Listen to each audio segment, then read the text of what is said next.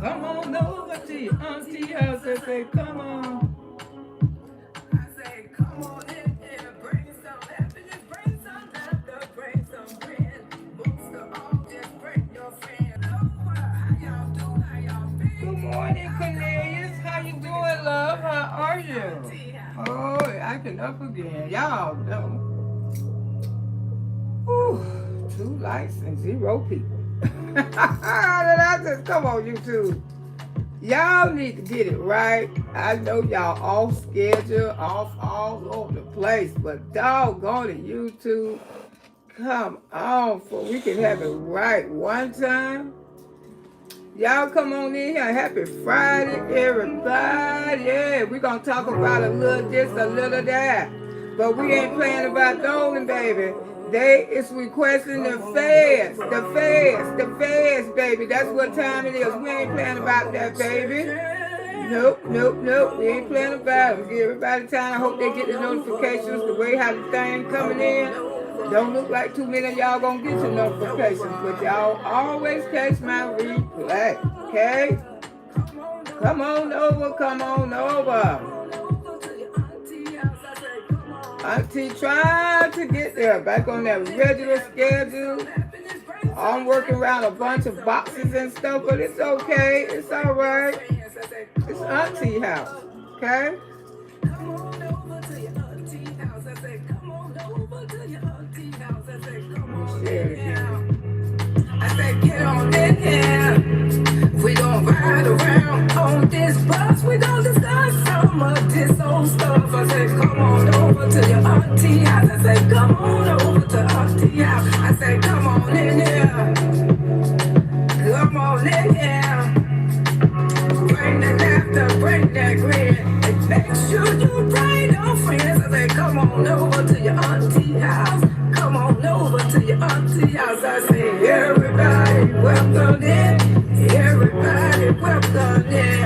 Bring more than one friend. Everybody just come on in. Just come on over. Come on over to your auntie house. I say, come on over. Come on over. Come, run around. Let's all go to auntie house. Let's go to auntie house. I say, come on over. Come on over. How y'all do? How y'all feel? Y'all come on in here so we can talk about it. That's auntie house.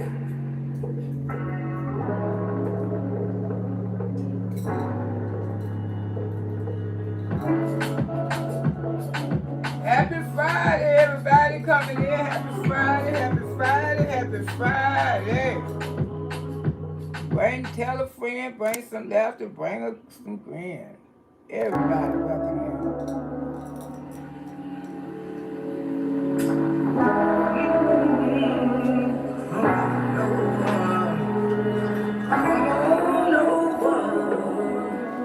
Come on over. Come on, children. Come on over. Come on over. Come on over. Come on over. Come on over. Come on over. Come on over. Come on over to your auntie house. I say, come on. I say, come on in there. Bring some happiness. Bring some laughter. Bring some wind. Most of all, just bring your friends. I say, come on over. Come on over to your auntie house. I say, come on over to your auntie house. I say, come on in here. I say, get on in here. We gon' ride around on this bus. We gon' discuss some of this old stuff. I say, come on over to your auntie house. I say, come on over to auntie house. I say, come on in here. Come on in here. Bring the laughter, bring that grin. And make sure you bring your friends. I say, come on over to your auntie house. Come on over to your auntie house. I say, everybody welcome in. Everybody welcome in.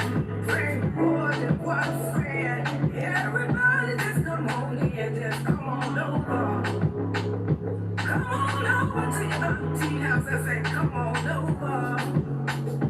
Come on over. Come on over. Come, run around. Let's all go to auntie house. Let's go to auntie house. I say, come on over.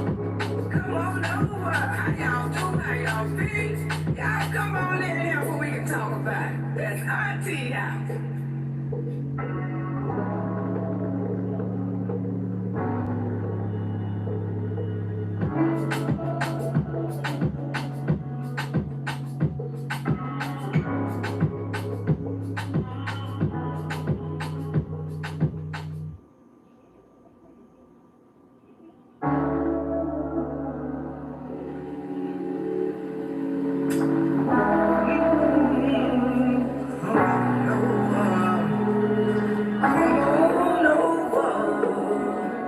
Come on over.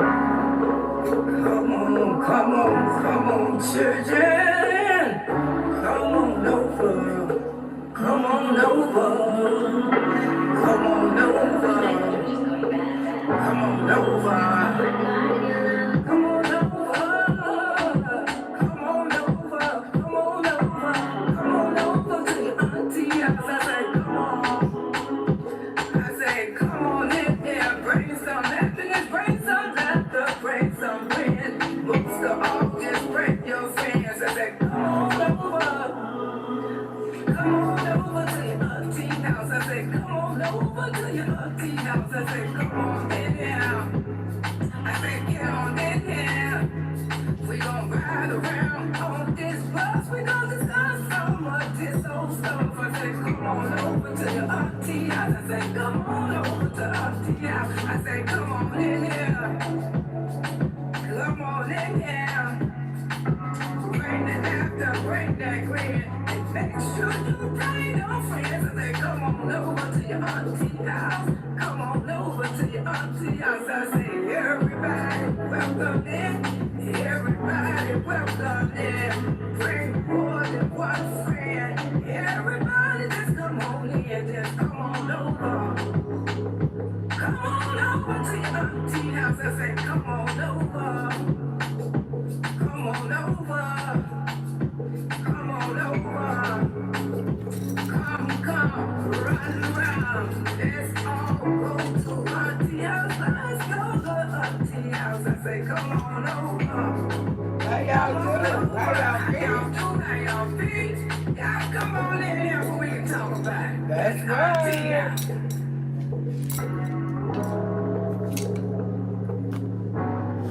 I know ain't no notifications probably went off. Got my damn juice all like it. I didn't know stop drinking.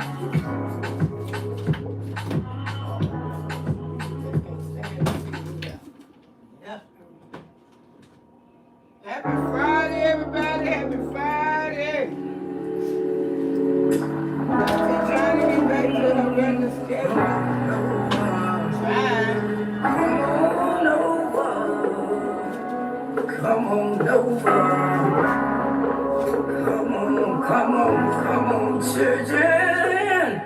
Come on over. Come on over. I know the chat is reading wrong. I just didn't go back and come back. It's definitely reading wrong. That's YouTube. Come on over to your auntie house. I say, come on in there. Bring some happiness. Bring some laughter. Bring some wind. Most of all, just bring your friends. I say, come on over. Come on over to your auntie house. I say, come on over to your auntie house. I say, come on in here.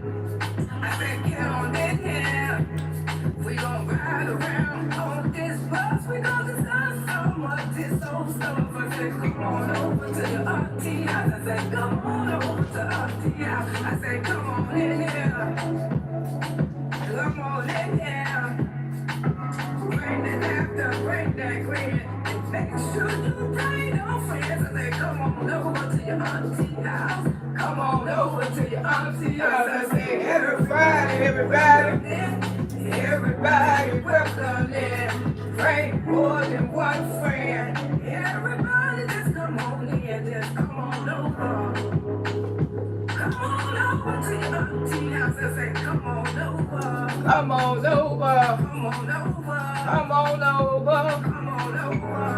y'all doing? How y'all feel?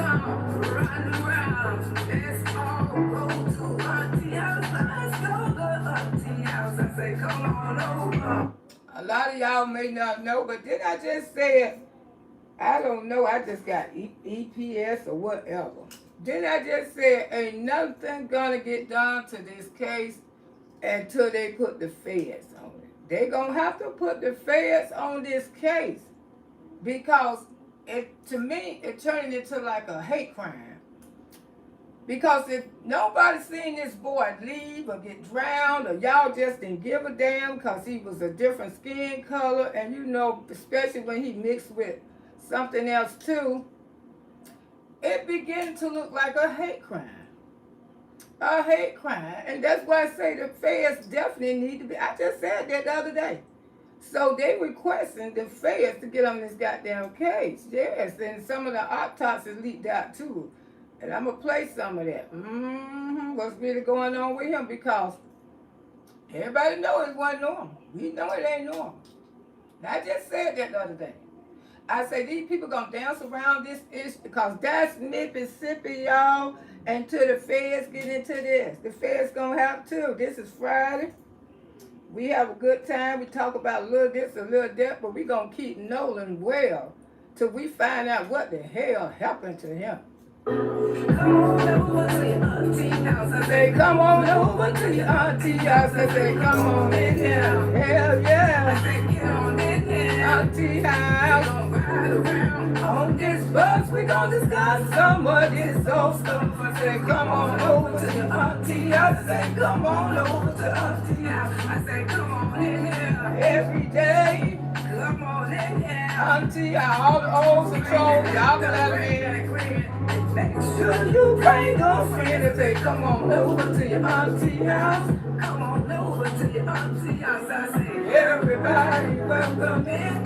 Everybody welcome in. Bring more than one friend. Everybody just come on in. Just come on over. Come on over. Come on over to your auntie house. I say, come on over. How you do? Come on over. How you be? Come on over. Welcome in. Come. Auntie house. Let's all go to auntie house. Let's go to auntie house. I say, come on over. Come on over. How y'all do? How y'all feel? Y'all come on in here so we can talk about it. That's auntie house. That's right. That's right. Because we can and we will. Yes, auntie is definitely off schedule. I don't look like nobody getting no notifications. But you know the chat was wrong as soon as I should have went out and came back again, but auntie don't do all that. I don't be out and come back again. I mean, y'all will catch the replay.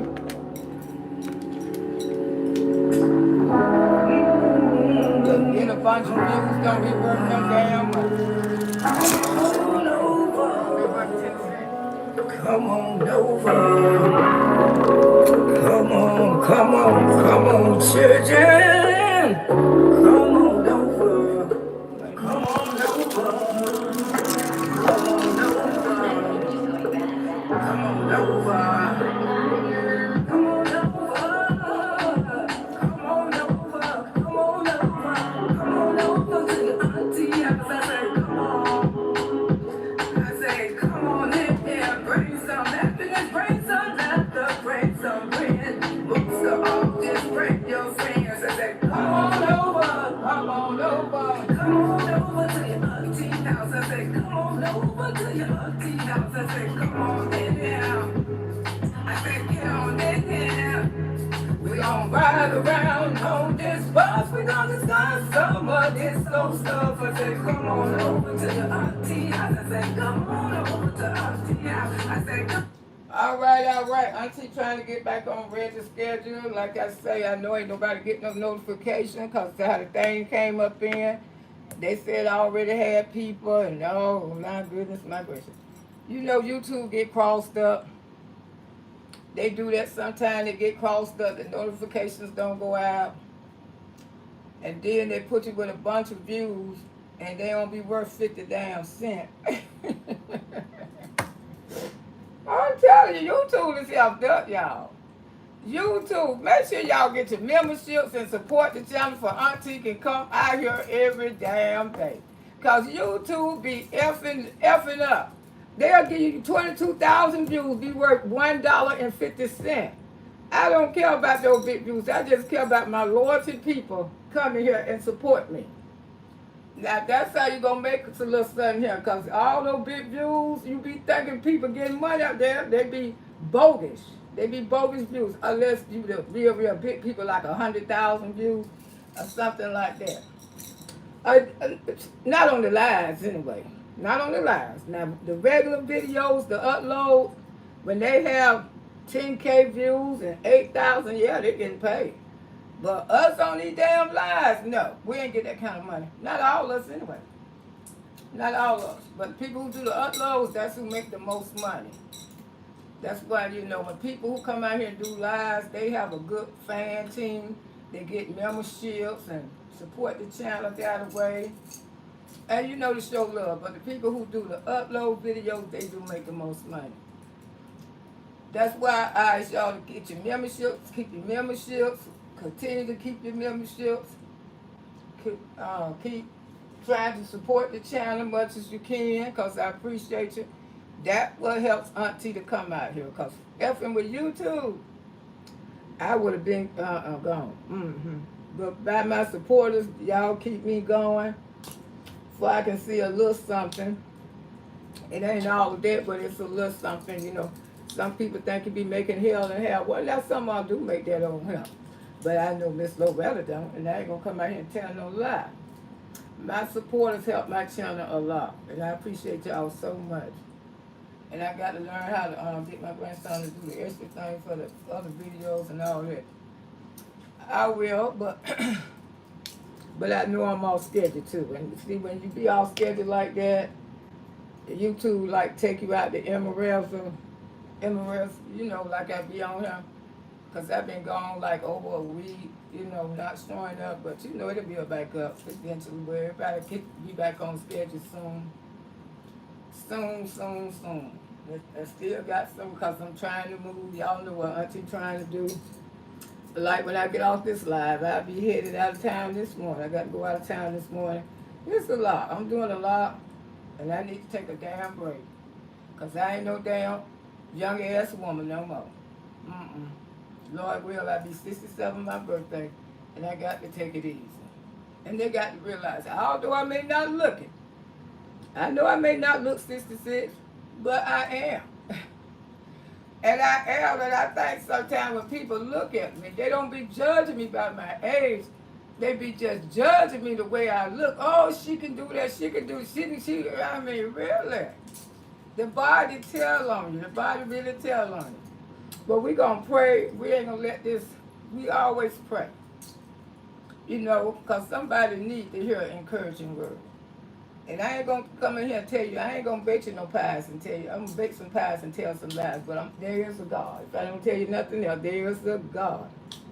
Lord, mercy, Jesus. Thank you, Heavenly Father. Wrap your arms around me and my auntie, baby Boogie Woogies. Bleed your blood on me and my auntie, Boogie Woogies, and their family members and their loved ones, baby. And just have mercy on all our souls, Jesus. All our loved ones, all our family members, Jesus. Protect each and every last one of us as we go through this thing called life in Jesus. You know we can't do it without you, Father. We will be lost, battered, and confused without you, Father. So thank you, Father.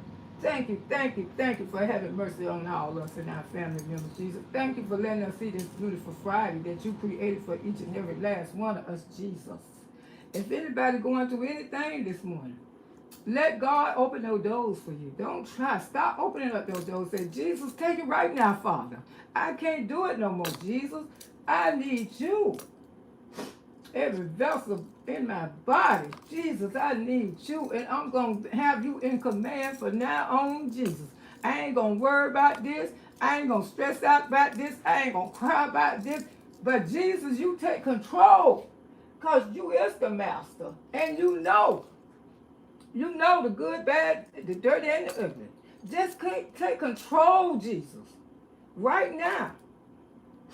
Get a chance to know God on your own. Have your own personal relationship with your Savior Father. You know He's there. Talk to Him like you talk to your friend. Miss Loretta can tell y'all a lot of times. I can bake some pies, tell some lies, but I tell y'all every day, there is a God. Ooh, there is a God. Get a chance to know your Jesus on your own personal level. In Jesus' name, we pray on this beautiful Friday that you created for each and every last one of us, Jesus, not for some of us, for all of us. The good, bad, dirty, and the ugly. In Jesus' name, we pray on this beautiful Friday. Amen. How y'all doing? How y'all be, baby? Because this is Friday. Yeah, Friday, Friday, Friday, Friday. Thank you, Lord, for giving us this day.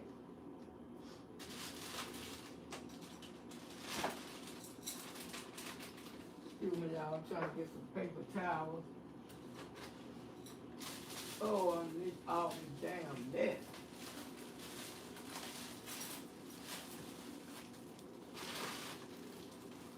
It's a mess in here, because y'all know I'm moving. Oh, those boxes look smaller than the boxes I got now. Ooh, something I hate doing. I hate moving, but I got to move for temporarily so they can fix this apartment. Take up all this carpet and stuff. I'll keep coming, y'all. I'm coming. I'm trying to get back on schedule. Trying to get there. I know a lot of y'all shocked to see me this morning, but yes, I'm Auntie here. And we're going to have the membership party tonight. Well, Auntie going to give away some members. Some memberships. So if you haven't got one, but I just ask y'all, when you do get your free membership, just even if even when subscribers give them out too. My memberships only start at $2.99. And you know, if you want to do it, just pay it a couple months up so you don't have to worry about it. You know, if you support the channel. My membership's not high. You got $2.99 riding around in your car with it. I know I do. I'm just saying. Now, I don't know how some people say you can't do it on the phone. Some people say you can do it on the tablet. I don't know, because my grandson, I just didn't even do mine. But I need to learn how to know how to do it, though. But I can tell y'all. Come and speak to my auntie, baby Boogie Woogie. I ain't got time to worry about people fighting giants and everybody going all over the place. Worry about every goddamn body. I ain't even watch her this morning. I know she said something stupid. She always do. So when people have miserable life, they gonna always come out here and bitch and complain. That's what they do, bitch and complain with their miserable goddamn life. Okay, y'all, I told y'all the app is off. It's off real bad. I maybe should have went in and came out, but Miss Lo just don't have the time to. Oh, look at, let me see. Let me speak to y'all. Stacy. Was you the first one in? No, he wasn't. It was Cornelius. Cornelius, good morning. Stacy, girl, how you be, my love? Shantae. Hey, Gail. How you doing, love? Hey, Shantae. Hey, Lady Swag. Good morning, Sugar, Shantae. I'm riding with you all day. You riding with me, baby? Thank you. Ebony, how you doing? You look good for your age. Thank you, darling. Christina, good morning. Auntie and Tia. Hey, Christina. Hey, Cora Community. How you doing, Sugar? Autumn. Hey, Auntie. Good morning, beautiful. Happy Friday. Yes, girl, it is Friday. Christina. Yeah, it is Friday, y'all. And like I said, I know everybody didn't get the notification. Everybody's off track. But the thing is, we ain't playing. I'm going to talk about Nolan. I do. I ain't got time to talk about. We can get into that later. But right now, I'm concerned about this too. I feel just like Corona speak. I just feel like everybody and all American people should be worried about this young man, because they trying to do this. Excuse me, y'all. Excuse me. They're trying to do this in 2026. This is not the old days. Y'all ain't finna cover up because the simple fact they done made up too many stories about this boy. That's why I say if he didn't get back on the boat, and everybody know Nolan Brown, and I know with all those people out there, somebody seen that baby. Unless all of them got together and just seen him go over, and that would truly be a hate crime. Is Mississippi that bad? Everybody say, yes, it is.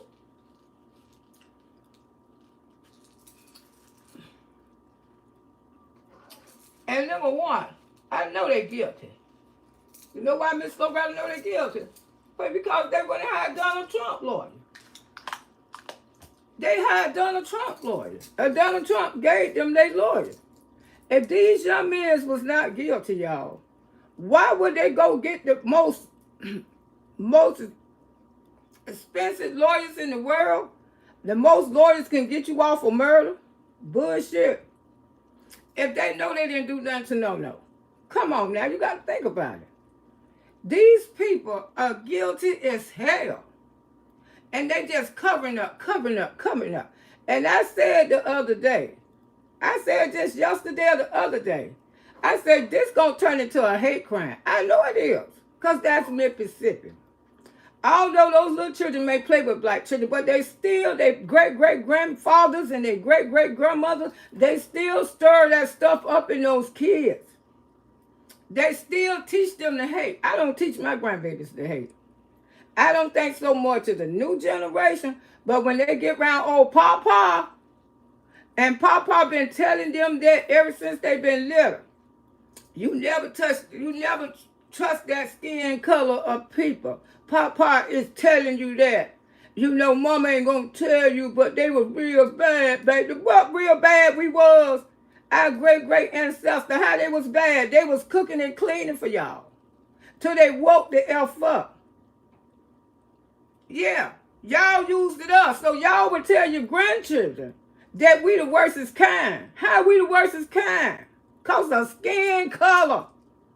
Oh my God, it's so pathetic and sick.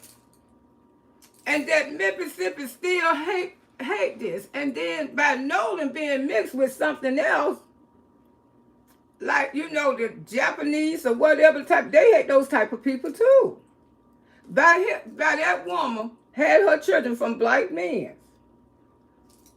Nolan was a marked child with these people ever since he been little. Ever since he been little. This just shows you how fake and phony people can be in your life. People can cheese around you every day and pretend like they love you and don't give a D about you. Don't give a D. Because they didn't give a D about Nolan. They didn't give a D. They didn't show up at the funeral. They made excuses for coming to the funeral. They made excuses for contacting their mother. Now they're trying to drag their mama in there. Talking about she won't release the phone. That's her phone. I won't release that phone to nobody but the feds. And sometimes you probably can't trust them neither, but I know they got to be better than the damn state of Mississippi. They got to be better than the state of Mississippi. These little white boys grinning in this boy's face. And like I say, if he was not on that boat, now they trying, I mean, we heard it. They can say what the hell they want to say. But we heard it. I want to play some of this over here, because on the speaker, they say some of the autopsies was leaked. How he died. Nolan didn't die a normal death. If y'all think that Nolan died a normal death, put on your thinking, goddamn. That baby did not die a normal death. Because why you going to pay thousands of dollars? I ain't finna pay. I'm going to deal with a public pretender. And I ain't going to tell you no lie. If I know I'm guilty, and God know I'm guilty, good morning, Lakeisha. And God know I'm guilty, and God know I'm not guilty. I know I'm not guilty. You think I'm finna kick out, but they ain't kicking it out. I take that damn money and put it in my pocket. Because I know damn well, excuse me for a second, my damn allergies, oh Lord. Florida allergy. And I know damn well I am not guilty. I would have went to his funeral. Because people die for their funeral, die for their friends. People die for their friends. People, let me tell you about a young man who went to his best friend's funeral. True story. True story. True story. His best friend was a Puerto Rican guy. And the Puerto Rican guy had supposed to rob the other people for some money. They were drug dealers. Right there in Tampa, Florida, they were drug dealers. I ain't gonna call their name because they were young drug dealers. They younger than me. They was children. And he grew up to be a drug dealer. He had babies from his sister. They probably those kids grown now. But anyway, they was into the cartel business together. They was booming. But his best friend was a Puerto Rican, and they told him that he was not invited to the funeral. He was not invited to the funeral. And he said, F that. His mama begged him and said, baby, don't go to the funeral. I knew his mama. Me and his mama used to do my hair. That's what I tell y'all, this is a true story. His mama used to do my hair. And there was some disrespectful little boys coming up. They used to cuss me out till I had to tell their daddy. And their daddy beat their asses right in front of me too. Tore their asses up, but that still ain't changed him. I mean, he was just, that's why I say I ain't gonna even say his name. Because as soon as I say his name, people from Tampa are gonna know who the hell I'm talking about. But they told him and they warned him not to come to the funeral. His mama begged him, don't go to that boy's funeral. Don't go to that boy's funeral. Because the people in New York don't play. Oh, fuck that. But he always went for bad anyway. He always went for bad. He always went for bad. And his mama said, don't go to that funeral. Don't go to that funeral. So he took his little ass up there in New York, went to the funeral. Yeah, he did that, y'all. He went to that goddamn funeral. After everybody begging him. And the boys from New York say, if you come to the funeral, you're going to leave back in a body bag. Oh, now, ain't nobody threatening no friends like that. Not one time. But they trying to say this shit now after the boy died, you know, in the damn grave. But ain't nobody threatening no children like that. Those little black people in Mississippi, they scared to hurt a white person. You know damn well they weren't finna hurt that damn white children. Those little white children know. They know white people rule the blacks there in Mississippi. Sure do. Down there how they down there rule them here in Florida. But we ain't going for it. So they told him don't bring his ass to New York. So he took his happy little gold looking ass up there to New York and his mama cried. She said, I told him, don't go to New York, don't go to New York. He got to New York. He went to the funeral. But after the funeral, he supposed to have came straight back home. He told everybody, yeah, I went to the funeral. They said, good. Ain't nothing happened to I told him. And he was bragging. Because the mama said he was bragging. He was saying, I told you, mama, ain't nobody going to F with me. She said, well, just get your A back. Get your A. True story. He was right there from Tampa, Florida. He went to New York to that funeral. And he made it to the funeral, too. He sure did. But after the funeral, he talked to his family and said he on his way back. They looking for him. He ain't came back. They calling his phone, going straight to voicemail. Calling his phone. It ain't funny. It's sad in a way because he was so hard-headed. But like I say, these little young boys, they weren't threatening like that. But when New York tell you not to come somewhere, you better sit your black ass down. You better stay your little crust ass right here in Florida. Because those damn New Yorkers, they don't play.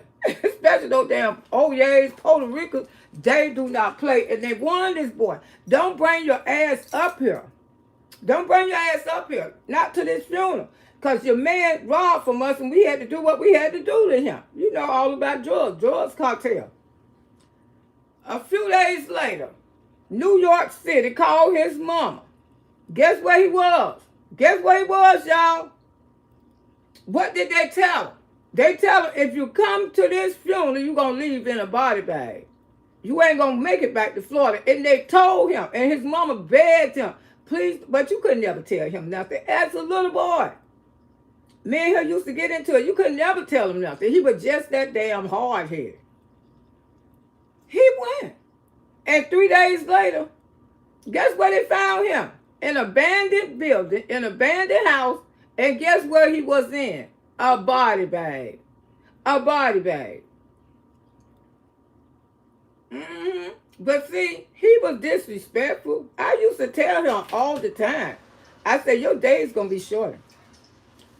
I don't give a damn, you old fat, ugly bitch. What he used to tell me, I ain't going to tell you no lie. That's why I told his daddy on him. Daddy beat his ass right in front of me. Tore his ass up. Still ain't doing him no good. Still, he kept right on cussing me out. You think that ass, I say, how your daddy beat your ass, you should never want to cuss an elderly woman out. The woman upstairs went to jail for him. She threw the broom down and hit him. And man, that little boy was so disrespectful to it. It was a damn shame. And he didn't believe what people told him. But see, those New Yorkers had to show his ass. And God, I hate to say that, but he was hard-headed. Left his mama with about 2 or 3 children. The girl next door, he was creeping over there. I seen him in her yard, and they say she got a baby from him. Just before I moved to Clearwater. But that was years when I was living in Clearwater that he got murdered. Yeah, he was grown then. He was a full-grown ass man. But see, ain't nobody threatening no friends like that. Those little boys making up all kind of lies because they know what happened on that boat because guilty, when you're guilty, you're going to tell on your damn self.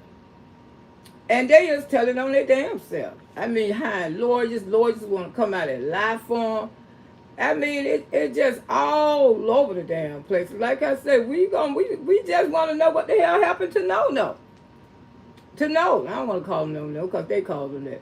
We just want to know what the hell happened to him. I mean, why is it taking so long? What is the damn cover up? What is the cover up? When it comes to this young man. I don't know, y'all. I really don't know. Where is the cover up when it comes to this young man?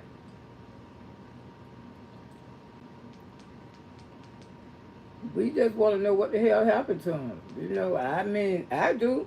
That's all, Miss Loretta. That's why I be trying to, when I have time, I be trying to follow the other reactive channels because I be so behind. But I be trying to keep up with what's going on with Nolan. And this is sad. Let me see this about this autopsy don't leaked out and whatever y'all shared with y'all. Because I ain't heard nothing about this one. Shout out to Corona Speech. Y'all go over there and follow that sister. Y'all make sure y'all do.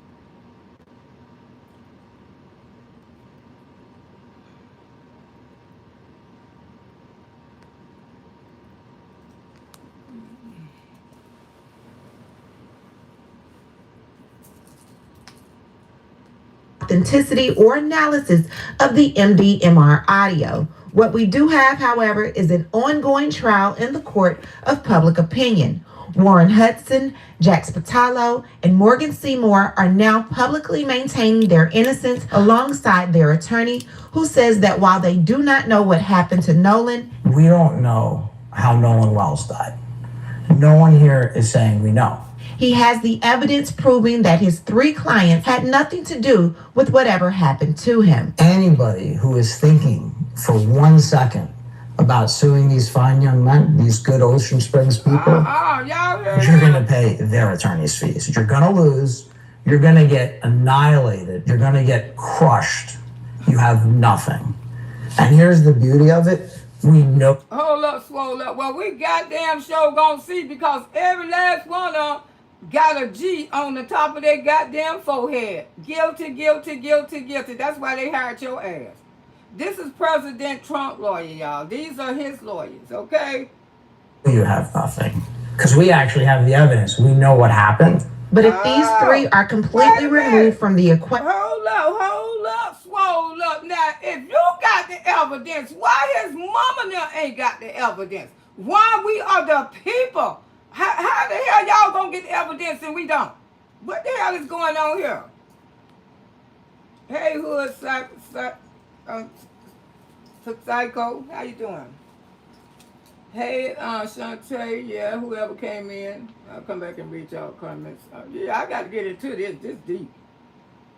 This is deep, y'all. Then that leaves several other people who could potentially have witnessed what happened. According to Warren's account, the caller, believed to be Wyatt, so that's when Wyatt called Cito, said that there were 7 people on the boat. Is there a living person, someone breathing on the boat? Is there anybody on the boat? Yes, there's lots of people breathing on the boat. All right, how many people, sir? Like 7. Yet, on the enhanced audio, a person can be heard counting what sounds like 8 people. Like 7. 1, 2, 3, 4, 5, 6. That discrepancy alone raises another question about exactly who was on board the boat at that moment. And since we're talking about the audio, we have to address Bart Edmonston's attorney, Russell Latino, reportedly questioning whether it is clear that the recording being circulated is the original audio. That conversation from the sweetened audio, where there's one voice calling Cito, I have an account.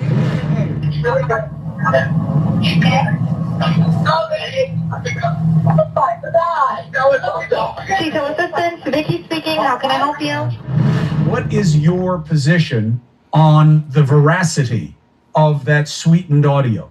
That audio gets released by the Mississippi Department of Marine Resources. A version of it, it's not clear that that was the original audio.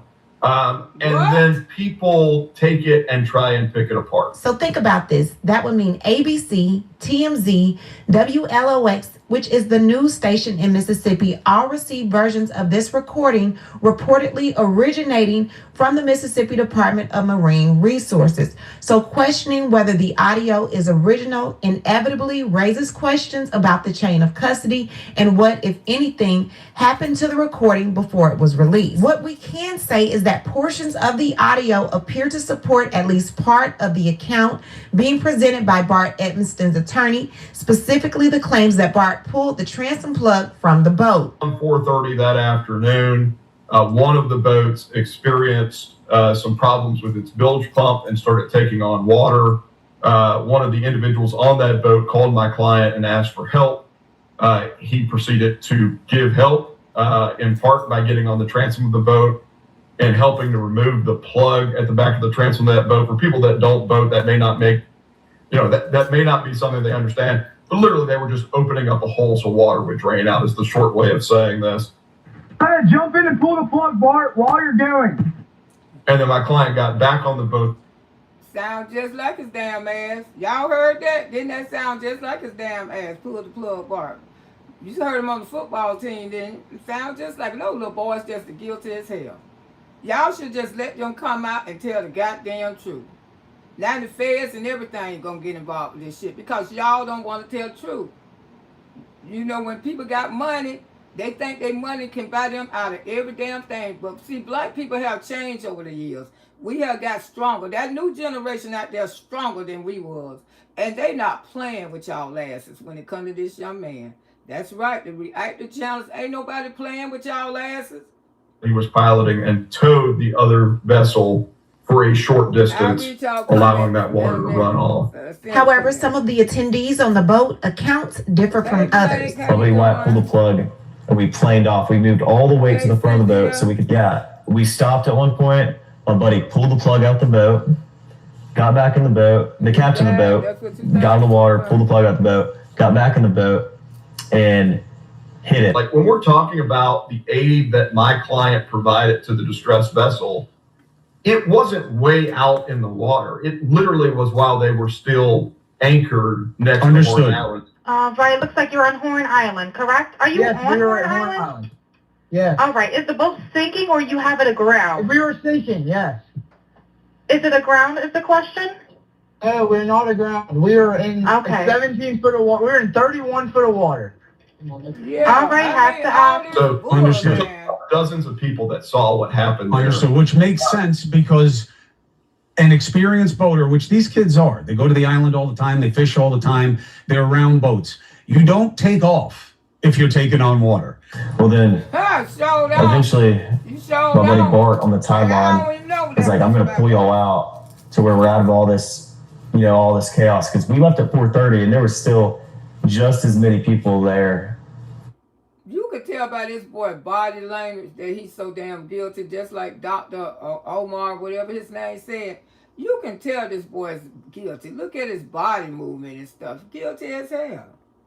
And he's sitting up there with Uncle Tom. He can eat that poo-poo right there. Uncle Tom right there. Whatever. Tatum too. I don't know. What if not more than when we got there. We got towed probably a quarter mile. Like I said, my buddy Bart drove his boat up next to ours after he pulled us out away from the island. And then he towed us a little more while we were trying to get the motor figured out. You don't take off if you're taking on water. Boat wasn't having a bilge pump or bilge pump issue. It says verbatim, we have an issue where we have finally trimmed down the boat and got it on the right plane. They all moved to one side of the boat. When you trim down the motor to get it on the right plane, that means that you drop the bow. This is how you are supposed to get the actual boat from being completely still to an accelerated speed fast.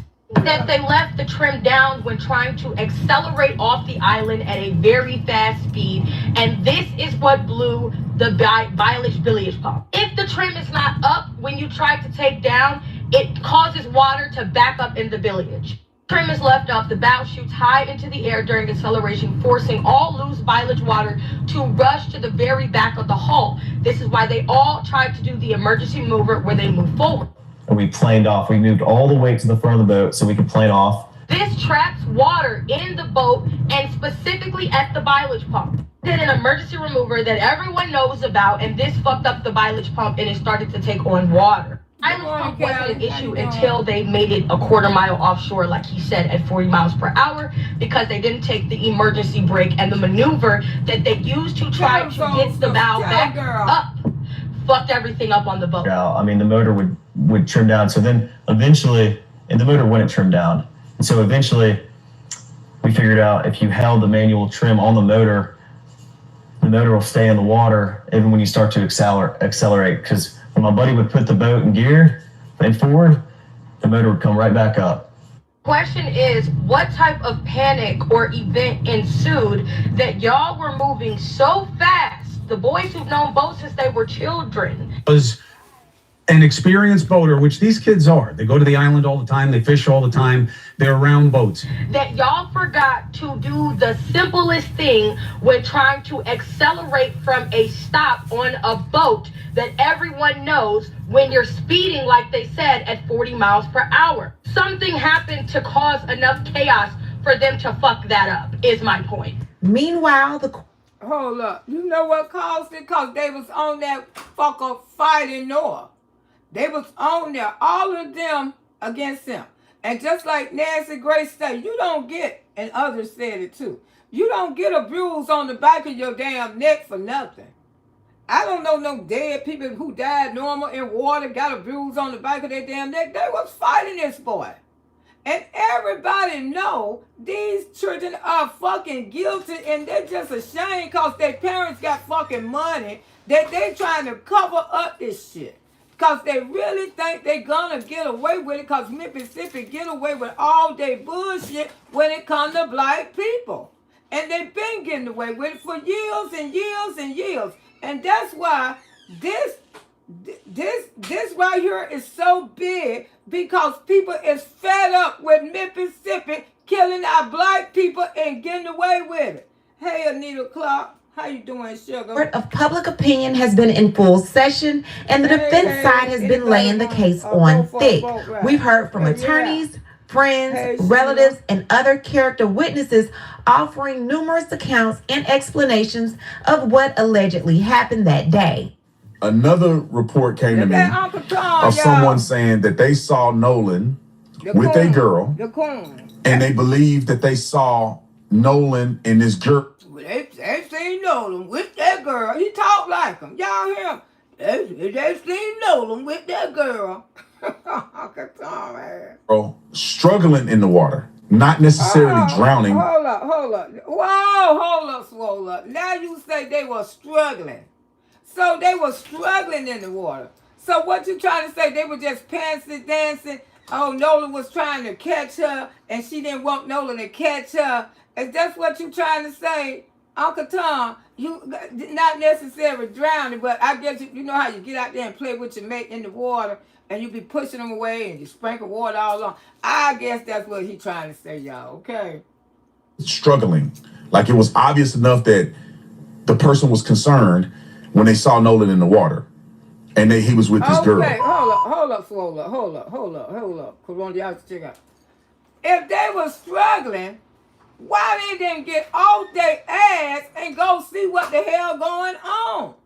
Hey, look like they struggling a little bit out there. Let's run out here and see. Let's run out there. Oh, they just stood there and she watched Nolan go under.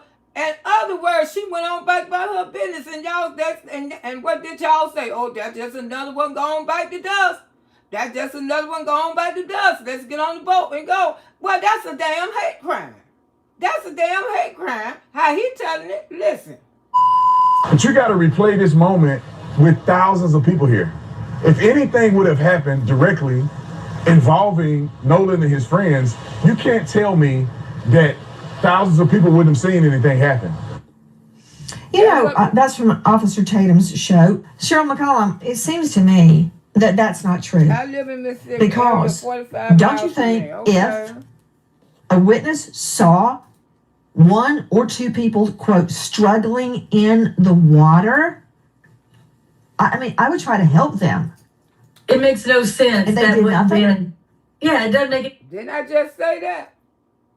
So if they struggling in the water, stupid does, yeah. If they struggling in the water and y'all people, y'all white people, y'all was out there and y'all seen them struggling. So y'all sat on y'all ass and let this man drown. Y'all let this man drown. Y'all ain't trying to call no 911. Nobody called nobody. Yeah, it's very fun. Nobody. Oh, drown. Another one bite the dust. That's a hate crime. That's why I'm saying this thing gonna turn into a hate crime before they let those boys be charged, y'all.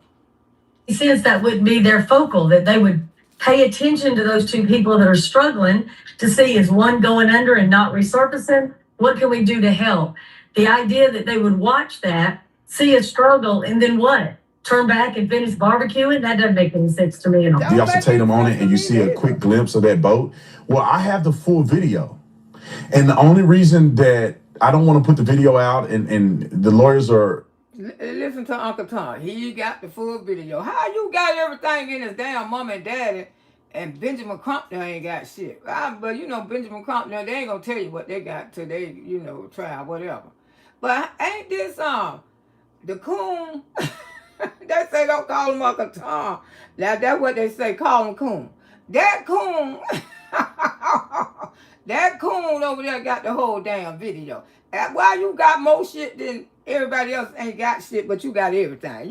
Y'all hear that coon? Y'all know that. I'm sending that boy a good damn donation. I'm telling y'all do the boy, I got you. I got you a good damn grandpa sent him a damn donation. Damn so did y'all. Against, because there's other people that's not involved in this that are featured on the video. Was Nolan Wells on the boat? No, he's not on the boat. And the pan, let me tell you. Listen to the lie. Nolan Wells, he's not on the boat. They sent that boy a good donation. Oh, Papa, y'all go over there and talk to that goddamn doctor. That Indian don't like the other Indian, so I like him. Y'all go over there. I'm going to send him a good damn donation. I got him. I got Tater Tug. Tater Tug, I got you.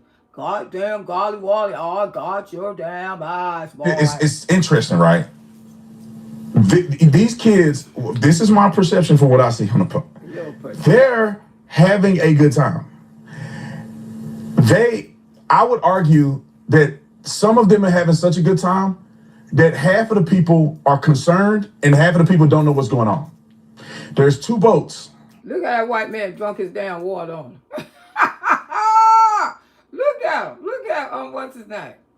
He turned up that damn water bottle and said, you about one ignorant ass black man. Y'all see how he turned up that water bottle? He turned that water bottle up and probably said, you about one ignorant ass black man I ever seen. Let me back this shit up a little bit, y'all. Watch this. These kids, this is my perception for what I see. What he do? They're having a good time. I would argue that some of them are having such a good time that half of the people are concerned and half of the people don't know what's going on. There's two boats. There's the boat that Bart is running to tow, and there's the boat that Warren and them are on. And some people are having such a good time that they're like joking about it. They're not even thinking it is happening. And then you have, Warren's side or Wyatt's side where I can see Wyatt on the phone talking to Cito.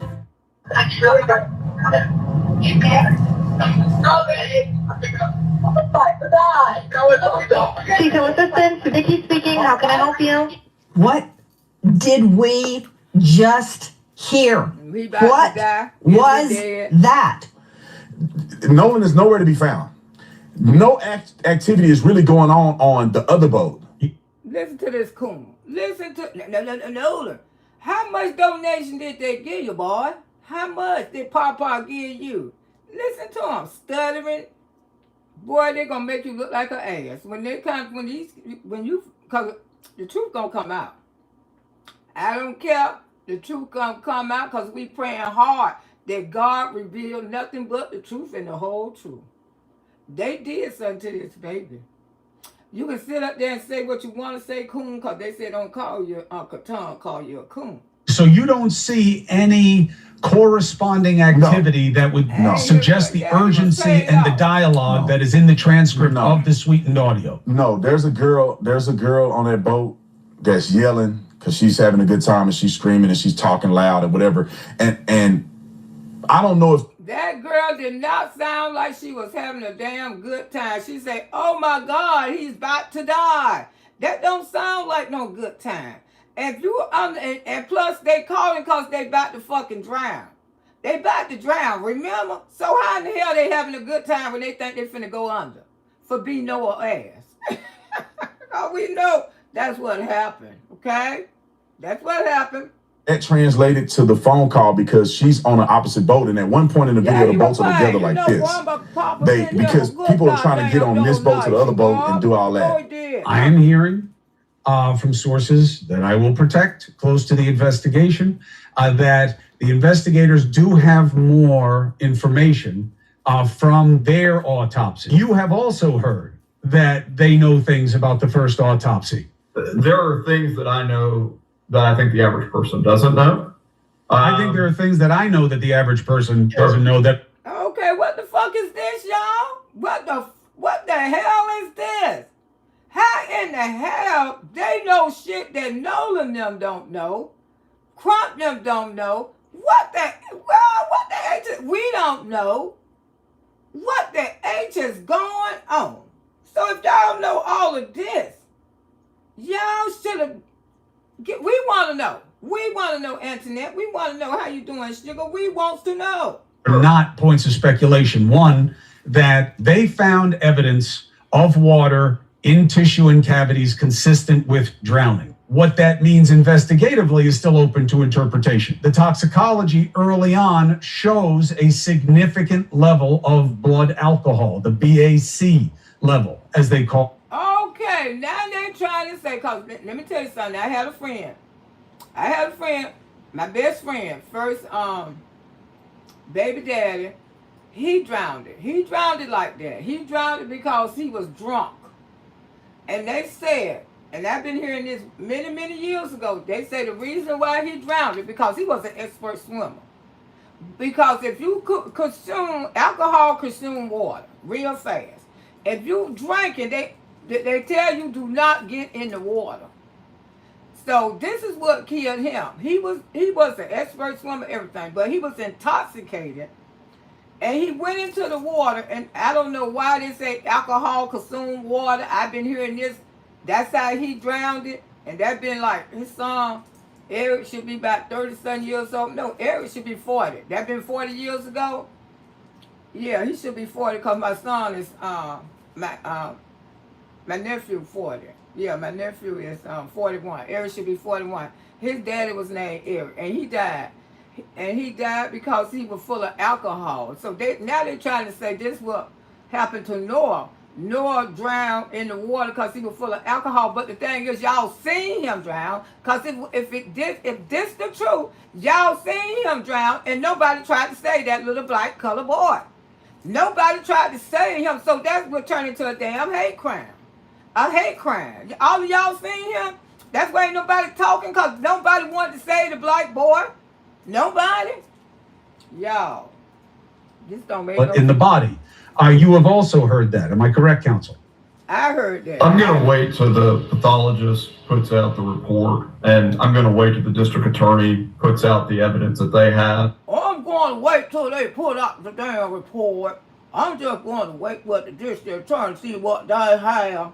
But you say you had something too now. Come on. Needless to say, the speculation will continue to run wild. But with the way things are going and the recent turn of events, it's becoming increasingly difficult to know what the public will ever actually learn about what happened to Nolan Wells.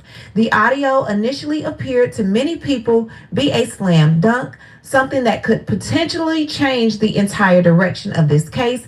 Now, however, its interpretation and even questions surrounding its authenticity are being challenged by multiple outlets and attorneys. At the same time, we continue to see narratives that seem to focus more and more on Nolan, his alleged drinking, his behavior that day, and decisions he supposedly made, while attorneys and character witnesses publicly defend the young men who were with him. None of this tells us what actually happened to Nolan, and until the autopsy, they trying to blame it. What that song called? Blame it on the alcohol. Don't blame it on the alcohol. But see, when he first died, they weren't saying none of this. Now they're trying to blame it on the alcohol. Yeah, they're trying to blame it on the alcohol. toxicology, forensic audio analysis, oceanic review, and complete investigative timeline are made public. Speculation will continue, but watching the direction this conversation has taken, I think many of us can see where this appears to be heading. These guys, you lied about my guys, you lied about Tyler's guys here. If you lied about Morgan, if you lied about Jax, if you lied about Warren, we're going to get you. And you're going to be hauled into court. We're gonna get you!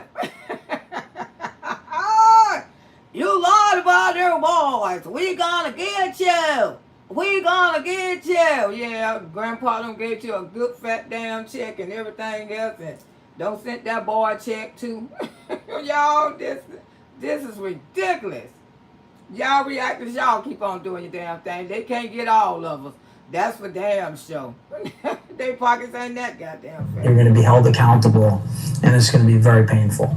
Yeah, and painful. What I would say to the people who have done that is... Wait a minute, that's a threat. You said it's going to be painful, so what you going to do, hang them? Get somebody, and it's going to be painful? Look at the words. Look at the words he's using. We going to get y'all, and it's going to be painful. He trying to scare the reactors, y'all. He trying to scare people, but you can't scare those damn black men. You can't scare number one black man, and that's the one you talking to right there. You how in the hell you gonna say some shit like that? It gonna be painful. What you gonna do? Hang us? How's your chance? If you want to apologize and retract before you find yourself in court. What people gonna apologize for the damn truth? Ain't nobody. Ain't nobody gonna apologize.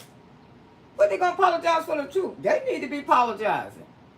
They need to be apologizing. They're going to stick with this lie because that's how y'all raised these kids. Y'all raised them to stick with lies. Y'all know what kind of groups and stuff y'all in. Y'all know who Grandpa is. You know he's the head man in Mississippi. You should probably do that now.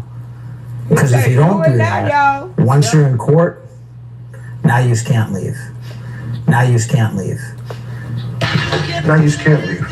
Warren Hudson, Eli Jax Patalo, and Morgan Seymour have enlisted the help of high-profile defamation and media attorney Edward Andrew Palcic, an attorney who has represented President Donald Trump in major litigation against media organizations. Now, Palcic, along with Mississippi attorney J. Tyler Cox, is now representing the three young men as they push back against accusations and speculation surrounding Nolan WELLS' death. How do you think this should have gone? If you could control the environment, Nolan is found deceased. How do you guys think that this should have been put out to the world? So, first off, I wish that none of this would ever happen. I wish Nolan could still be here with us today. And I wish that, like I said, none of this would ever happen. Like, I wish that all this could be erased and Nolan could be here tomorrow. I mean, that's more than anything. But other than that, I feel like his mom blasting us on social media from the get-go, saying that his mama ain't do a damn thing but told the truth. His mama, y'all mama still got y'all. See, y'all sitting up there looking like Lucky the damn puppies, all three of you.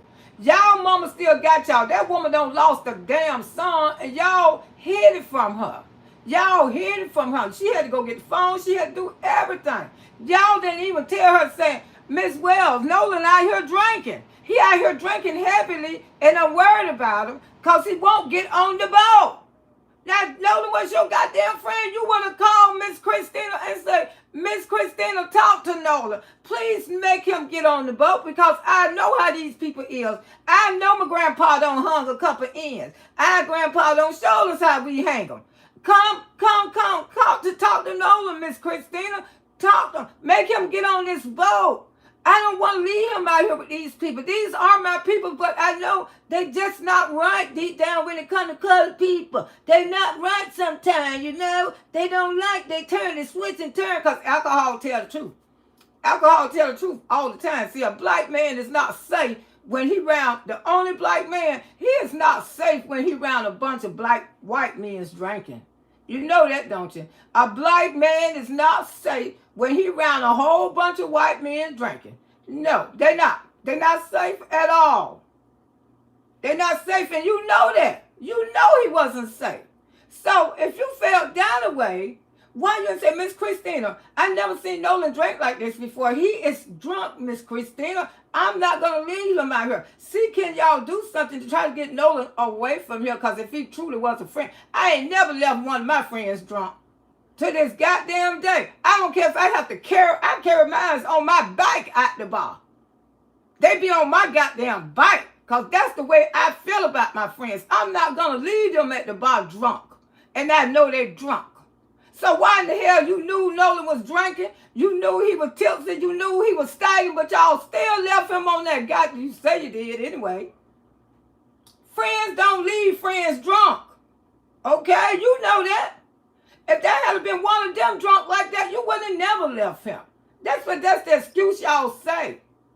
Like I say, I don't carry mine on the bike at the goddamn bar. They don't been so goddamn drunk. But the thing is, Miss Loretta didn't leave them. I ain't leave my damn friends when they get intoxicated. When they go to the clubs with me, I drive their ass in the car. Have somebody to help me put their ass in the goddamn car. What kind of friend would I be? And I know she intoxicated. I'm going to leave her in the goddamn bar. Leave her at a party. You come to the party with me, you leaving with me. Especially if you don't sit there and goddamn drunk and you talking about, go on. I said, no. You going to get your ass with me. And when you get home, you can go where the hell you want to go. That's what friends do. Drunk friends don't leave friends drunk, okay? He was out there with Warren and another guy. That's where it first started to take off. And then also the fact that she posted a picture of me and Morgan and another guy and Nolan on the boat together, blasting that out there, pushing this narrative. Trying to put this on Miss Christine. She ain't push out now goddamn narrative. But she got a statement. I'm gonna let y'all hear what she had to say. She ain't push out damn narrative. Her goddamn son missing. That was effed up. Y'all left her drunk son that y'all claim on the island with a Katie girl. Who the fuck is a Katie girl? Well, she denying everything. Check would have never happened either. And I don't think those would never happen a lot of this stuff wouldn't have been as viral or going all over. Oh, baby, Miss Christina wouldn't have said a damn word. That shit was going to go viral because we smelled bullshit soon as Nolan found dead. We already knew y'all had did something to him. When you couldn't find his ass, we knew y'all had done wiped him out. You think black people stupid? Do you think we were born yesterday? When we knew Nolan was not going to turn up alive. The first time we heard that he was missing, every black person in America, white person too, that truly loves black people and realize we don't been mistreated on this earth, they felt the same goddamn way. Miss Christina didn't have to say shit. I already said little Nolan was not gonna come alive. I said it before anybody said anything. I say the white boys done did something to that little black boy. And he gonna come up D-E-A-D, and he did. Before Miss Christina, I didn't even know who Miss Christina was. I already knew he was gone. I already knew y'all had did something to him. And a guilty conscience damn sure would tell on themselves. Now sue me. The country at this point, I mean, this is a countrywide news story that is just blown out of proportion. It ain't blown out of proportion. The fact that it was our best friend and it's not what people are saying it is what hurts the most. I mean, best friend, but don't show up at the funeral. Don't send a card. Don't send an apple. Don't send nothing. How in the hell? Best friends don't leave best friends behind. You know what I'm saying? Best friend, you carry your best friend on your damn hip because that's your best friend. That's how I do mine. That was our brother. I mean, straight up. That's what I told his dad the night that he came. He was your brother, but you left him out there intoxicated around a bunch of goddamn white people, and you know your own kind. You know your own kind. Do you think I would leave my white girlfriend around a bunch of goddamn black people? And she came with me? Although she may say, no, Loretta, I'm going to start saying, no, bring your little white ass on. I'm going to take you home and come back on your own. I'm not going to do that. Because I know that she ain't been around people like that. But see, Nolan trusted y'all. But if y'all cared about Nolan, I believe he was on the boat. I just believe y'all just beat his ass. And slung his ass off. Because he stopped breathing. I mean, that's my story. Over to my house, he was like, blah, blah, saying something. I was like, dude, that was my brother. Like, and you know that. He knows that. We were picking him up every single day. He never drove. On the pictures, when he came out of the room, half asleep or whatever, I think Jax or whatever. And I said, look, I'm Nolan's father. I'm here to get his keys so I can get his car. I said, he's like, his car was in New York. His car was parked in New York. So he was like, I don't know, man. I know it's like my brother. I said, well, if Nolan was like your brother, would you please go in your room and see if you can find my son's keys so I can take his car home? Why did he say what? He walks off, 2 or 3 minutes, come back. Wait a minute, hold up, slow up. Why he say Nolan was? He ain't say Nolan is my brother. He say Nolan was like a brother. Why he say was? Oh, you just beat your brother ass and throw him in the goddamn lake. That's what he just did. You cannot make this issue up. He was. So you just beat your brother ass and dumped him in that damn ocean, whatever that shit is. I don't know. I can't find the keys. I said, okay. His keys were not on the boat because his car was parked at my buddy's house where we had all slept, the night before the 4th. And so the keys were left at the house because Nolan's car was at my buddy's house where we stayed at. I wish we would have never, I think about this every day, I wish we would have never went out on the 4th of July because I know this wouldn't have happened. Nolan wouldn't be gone. And it's really hard to think about because it's like, I wish I would have done this different or I wish I would have done that different because now one of my brothers passed away. But I think from the beginning, I'm glad that I called the Coast Guard and I'm glad that we came together as a group, even from the first day when people started texting us things, saying, crazy things. But I wish it wouldn't have been reported as some type of race thing. I think it's really bad that like. When it reported as a race thing, who reported a race thing? It ain't turned into no race thing. But I bet you gonna turn into a hate crime. We all know that's coming. That's why the feds need to get on this shit. The feds need to get on this shit because this is truly gonna turn out to be a hate crime, just like I said a few days ago. Because the state of Mississippi ain't gonna do shit. The state of Mississippi dragging their feet because they know it's a damn hate crime. They know it is. But that's y'all buddy. Those buddy. Boy, friends ain't friends these days. How these churches be talking about they be each other friends and be knocking them off and People are pushing the narrative, oh, this is a race thing. Well, obviously it's not. I mean, this is like a brother to us. I mean, Nolan's no different than anyone else in our group. And I just wish this wasn't pushed on the media as, oh, this is a bunch of white guys that killed a black guy, or this is you know, no, like in the beginning it was like 4 guys went to a stranded island and dumped Nolan at the island and just left him there.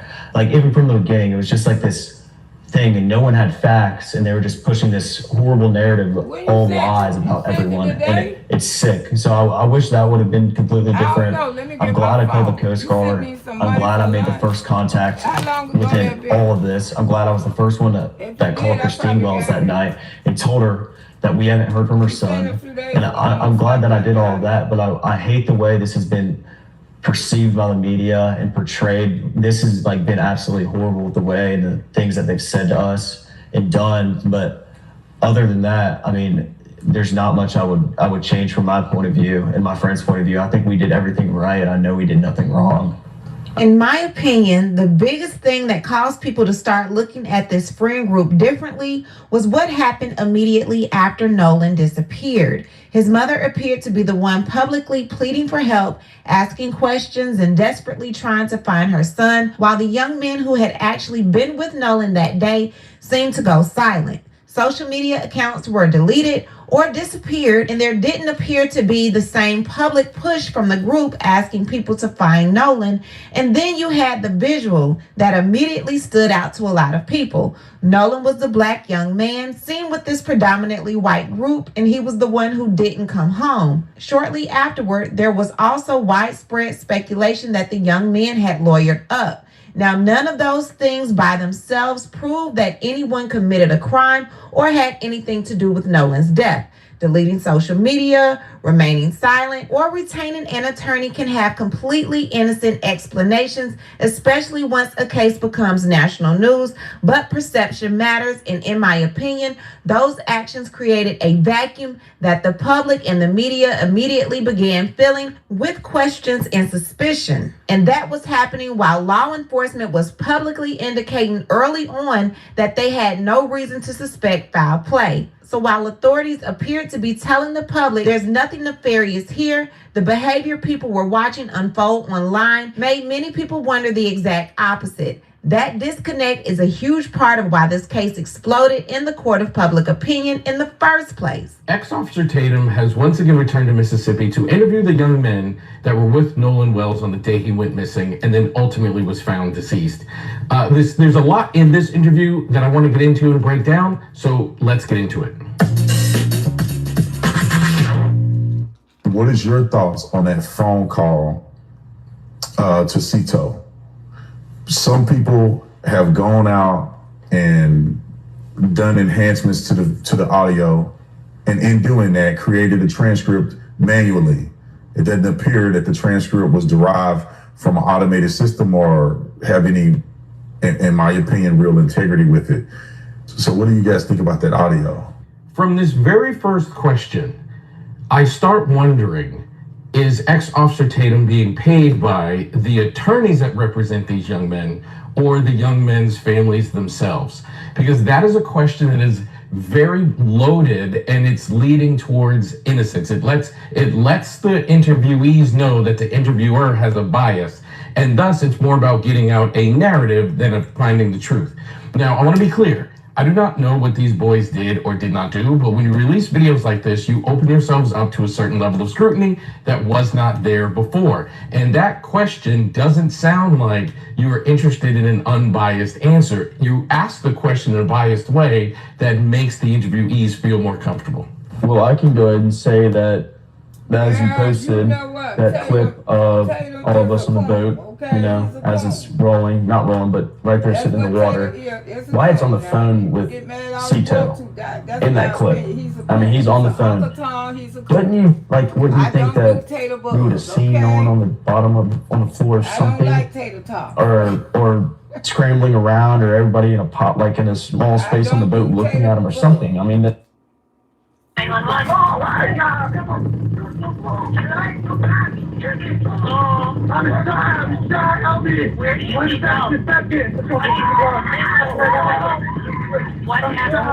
do not do tater bugs, so don't come in here with the foolishness. So Nolan is and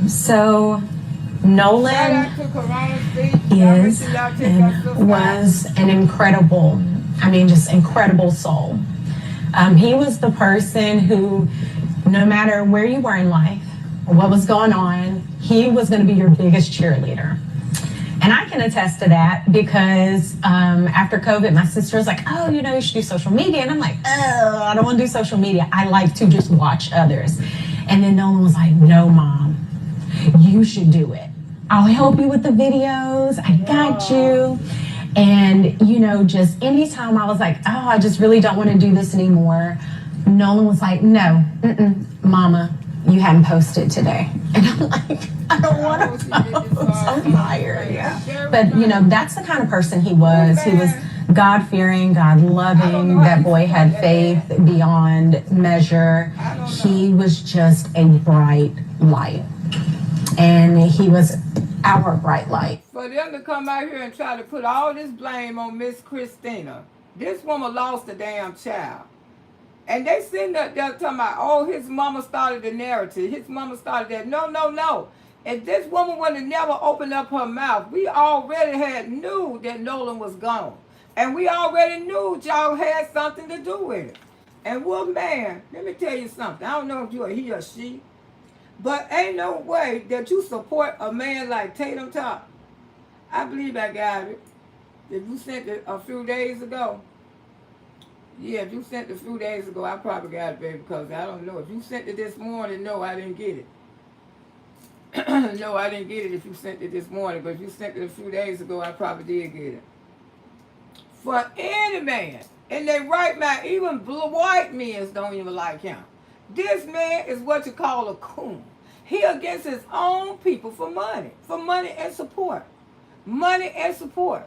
I don't support coons. I don't support Uncle Toms. I don't do Uncle Toms because that's what we call them back there nowadays, Uncle Tom. Now this woman got to come out here and speak while she mourning. At the same damn time, it breaks my heart to see her like this. It breaks my heart, y'all. She got to go through this. I wish I can give her a hug right now. I feel so sad for her because they coming after her. They coming after her because she is a mixed woman. They wouldn't come after a soul sister like that. They know that damn well they would. As far as that day goes, went to work and she telling y'all about the day. What happened? He was making salmon, so he was FaceTiming me as I'm trying to see patients kind of in between. Of course, not answering the phone in the room. He's like, hey, Mama, how does this look? Is this enough season? Like, what am I supposed to do with this? And that's why I'm going to keep this story going. That's why I'm going to share other content creators' videos and tell y'all to go. I've been following Corona Speech for many years. Nancy Grace, Don Lemons. I've been following those people for years and years, even when I wasn't a reactive channel. These are some of the people that Miss Loretta always watched. I was like, okay. I was like, you don't have to do that. And he's like, no, I'm going to take care of it. I was like, okay, sure. And so he finishes cooking, get home. He's like, yeah, what you know about this? And he was, guys, when I tell you, he loved to joke. Like, he was just one of those people. He wanted everyone around him to smile, be happy, feel comfortable and accepted. And that is the kind of person God made him. You know, us as parents, we definitely had that influence, but Nolan was just naturally a peacemaker. Yeah. And so yeah, after that it was, you know, 8, and then he got ready to go. He did his normal, hugged us up, I love you, Mom. I was like, you know, be safe, knowing this was going to be his last weekend before going back to school, because football was starting, the summer training was starting. Yeah, he was playing, they were jealous of Noah. I think they were jealous of him because, you know, he was playing college ball. Yeah, he came home from school to hang with these people. These boys ain't in no damn school. They just run around in Mississippi. That's why I keep telling y'all, y'all have to value your friends. You have to pick that friendship. And you know something, you have to pick your kids' friendship sometimes. Sometimes you have to take time out of your life to find out who your children running with. Because all that drinking and stuff, I guarantee you Miss Christine didn't know all that was going on. She didn't know that was going on. That's why I be preaching on this app all the time. Y'all pick your children fellowship. Because it going to turn out who they going to be like, what they going to be like. Because kids be naive. They can end up with the wrong people that they'll be so jealous of them. They weren't successful to go to a college. This young man had a scholarship and everything. He was just home for the weekend, for that 4th of July. He getting ready to go to school. Probably would have came pro. They knew he would have came pro.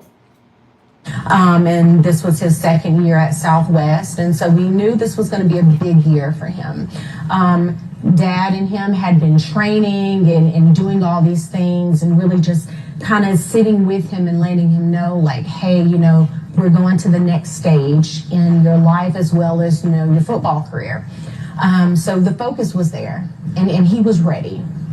So he leaves that day. He leaves that day with, he drives his car, and he told us kind of a general, like, hey, you know, we're going to go to the island. Like, we knew that, staying at Jack's house. And Jax was a friend I think we've met in passing before. And that's the thing, you know, I always say there's a difference in meeting someone, knowing of someone, and then knowing someone. Knowing implies that we've sat down, we've had discussions about your hopes, your dreams, you know, knowing you, okay, hey, he stayed the night at my house, which Wyatt, one of his friends, he had stayed at our house a couple of times. And then Jax, again, that was one I just maybe saw in passing a few times. There's only a handful of young men that we actually knew, like, he grew up with. And when I say grew up, I'm saying from like 1st grade, they've known each other all through high school now that they're graduated. And that would be like Jalen and Javon, LeBaron. Those are kids that we knew. So it's just, it's been hard seeing all this kind of play out. Yeah. And, you know, these are people that he considered friends. Yes. Dad, I want to ask you, because it was Warren Hudson, one of the people that he traveled with, who called to alert you all that Nolan was missing. Yes. So we know at 5:44, the boat returns, Nolan is not there. At 11 p.m., he calls to say Nolan is missing. I wonder if either of you, whoever wants to answer, what happened in those few hours that prompted Warren to be concerned? I'm not quite sure what would prompt him to be concerned, but all I can say is what I did that day. So me and my sister, we made an order of pancit, which is a Filipino noodle dish for one of our friends. They were having a big family get together, and we really didn't have anything planned for the 4th. So me and my sister are, you know, cleaning up, and this is about 8. And she's like, hey, you know, no one hasn't texted us. Like, and that was the thing. No one was really big with communication with us, right? And so I call him, doesn't answer. I end the call. Call back, and this is probably, I think, maybe around 8. Don't quote me on the times, guys. So then I call again later around 8, still no answer. And then I want to say I called one more time, and I think that was at like 10:48. So I'm in the kitchen, my phone rings. Now this is probably like early 11 o'clock, somewhere around there. Phone rings when I make it back to the phone, and I'm like, whose number is this? Because, you know, we get weird phone calls sometimes. They didn't leave a message. Number pops back up. I pick up the phone because it says maybe Warren. And I'm like, Warren? So this is 11:07. That's per my cell phone records. So I answered the phone, and he's like, hey, Miss Christine, have you seen or talked to Nolan? I said, no. Why? He should be with you guys. And he said, oh, no, well, you know, when we went to the island, there was a girl named Katie that he met, and he had decided to stay behind. See what I'm saying? Don't y'all smell it? Don't y'all smell that bullshit? Hey, Miss Christina, have you talked to Nolan? You should have been told Miss Christina that Nolan was drinking and he's staying on the island. Up in the daytime, not at night. I said, what? Because we know our child. And Nolan isn't one to be like, oh, well, I'm just going to throw caution to the wind and I'm going to stay here with this girl that I just met. So I'm on the phone with him. Excuse me, y'all, but y'all notice how he throw that girl shit in there real fast? That girl shit. And it all been about that girl shit since this baby been died. It's been about that girl shit. That girl Katie, that girl, even Taterbug. He over there talking about the girl, you don't know, man. Now I'm in a panic. I'm running to my room. Elmore was in bed watching a different movie, and I'm like frantic. He's like, what's going on? I'm like, no one is missing. I'm trying to pull up the GPS as I'm talking to him.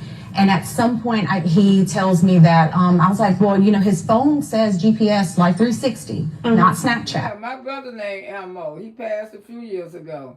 That's the first person I seen named Elmo after him. Right. Life 360 says that he's on land. And he was like, well, no, I mean, you know, well, we have his phone. And I'm like, wait, what? And I'm like, okay. Because at that point, you're telling me, this is coming from Warren, don't worry about it. We're going to find him. It's going to be okay. Don't tell me not to worry. This is my child, my flesh and blood that I brought into this world. That wasn't Ike, Miss Christina. That was truly a damn Ike. He knew Nola was out there in that goddamn water. Warren, especially that one, the head leader. You knew that boy was in the water with the fishes. Come on, man. And you're telling me not to worry. Absolutely not. So then it was after the phone call ended, of course, asking him for information. What was he wearing? He was like, last seen, Northwest tip, black shorts, sunglasses. That's important. So I end up calling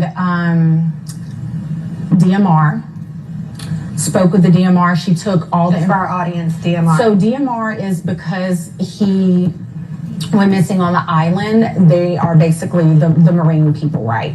They're the ones who's going to launch the boats to go into the water and all that. But before getting off the phone with Warren, he was like, hey, I know some people at Coast Guard.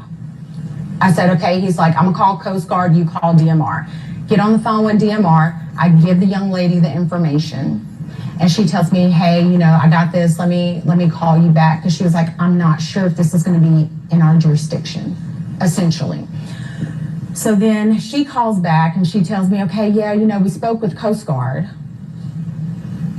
And I'm like, okay, but they're like, this isn't our jurisdiction. You have to contact the city of Ocean Springs.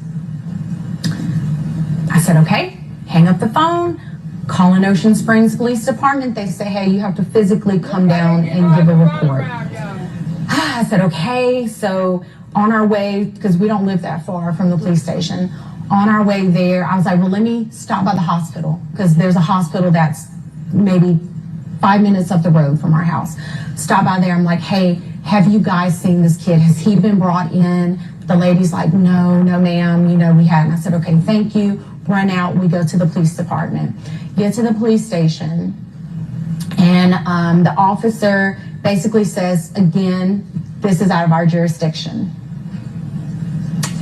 And at that point, I'm like, my God, who am I supposed to talk to? Who is supposed to help me with this? So then he said, it's going to be, you would have to call DMR. I was like, we've already called. Y'all see how the cover up started. Now, if you listen to her, they gave her the fucking runaround. they knew what happened to Nolan because Warren had them told the Grand Wizard, Papa, everybody knew where Nolan was. Just a matter of time that he float to shore. Now you see this, don't y'all smell that bullshit? Why they gave this woman to run around? Because it's a cover up. They've been knew that boy was gone hours and hours and hours, and this is why they giving her the cover up, y'all. That is why they got her running around trying to get more time to cover up the evidence. More time to cover up the evidence. You can clearly see this bullshit. Listen to her story. Clearly see it. DMR said it's not in their jurisdiction. So we end up, I think at some point I had called Jackson County Sheriff's Office. Yeah. So she calls back and she's like, hey, are you there? I said, yes, we're here, but he's telling us the same thing you guys told us, which is no, we can't take it. She gets on the phone with a police officer. Now this is Jackson County Sheriff's Department speaking with the Ocean Springs Police Department. Ocean Springs Police Department is saying, this is why we can't take this information. She says, okay. He gives me the phone back and she's like, okay, I'm just going to take it. I'm just going to take the information. And that was, we met an officer. It was after midnight. Yeah, somewhere after midnight. Met him in the McDonald's parking lot, gave him the information. He was just like, okay, thanks. That I was like, where is the urgency? And so they weren't trying to give her as far as we know, they weren't trying to give her no urgency. They playing what you call that? A mouse. They playing with a mouse. I mean, they playing. They giving her the run around so they can keep on covering up this shit. This shit is truly a cover up. Cause look what they did to her. They act like it wasn't no urgency or nothing, but they knew he was already gone anyway. So they just playing along with her. That's all. Hey, there were no boats on the water that night. We actually, his high school football coach, Coach Bramlett, texted Elmore that morning. He said, hey man, I got a boat. Because again, we don't have boats. Let me make that very clear. We do not have a boat. We're not boating people. We don't do water like that. Okay. So Coach Bramlett's like, hey, I got a boat. So we was like, great, let's go. We're on the water. We go out there. We walk the island. Cell phone works perfectly fine. I actually had almost an entire conversation with my grandmother who was in a panic as we're walking this island looking for anything. I just want to pause there. The cell phone worked fine because in the reporting, there's been so much reporting that there's poor cell phone reception. And this is some of the disputes that we have about that night. Dad, feel free to jump in here because they're saying he met this young lady, Katie, and that he stayed back. According to the reporting, Katie is saying no. He said he was going to go with his friends. According to the reporting, the friends say no, he left us his phone because there was no reception. Dad, have you found any consistencies? Have you spoken directly with any of his friends? Well, the first inconsistency was you called me and tell me my son stayed on the island to talk to a girl. My son would never do that. That's not in his character. I didn't raise none of my kids to do that. Okay, I told y'all damn cover. All about that girl. Oh, he stayed with a girl. Tell him he started with a girl. Y'all know what happened to Nolan. Come on, cut the bullshit, cut the act, tell the fucking truth, but they would not tell the truth because they don't want those precious kids to go to prison. But they know what they did to Nolan. But that's all right because, son, I'm going to have these prayer warriors on it. We're going to pray. God going to uncover the truth. God going to uncover the truth in his own way. Y'all will not get away with this one. I don't care how many attorneys y'all hire. I don't care if you can hire President Trump attorney. But, baby, when God step in, those covers going to come. Those covers going to come off. Y'all did harm to this little boy. And the world need to know this going to be the biggest cover up probably since the damn Watergate, y'all. I'm telling you. Somebody going to pay for your kind of racist dues. Oh, Lord. Oh, baby. Go on by your damn business. coming in from the outside of the U.S. Hit my damn channel.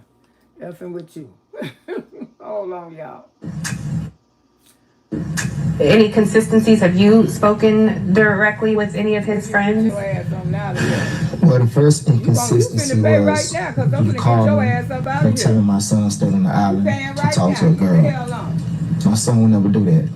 That's not in his character. I didn't raise none of my kids to do that. The second thing is, he said he doesn't have his phone. He doesn't need his phone. I would wake up sometimes in the morning and Nolan would have his phone here right in my face. And I waking up cussing and fussing like, boy, you don't get the camera on my face. And he just laughing and giggling and stuff like that. So it's twice.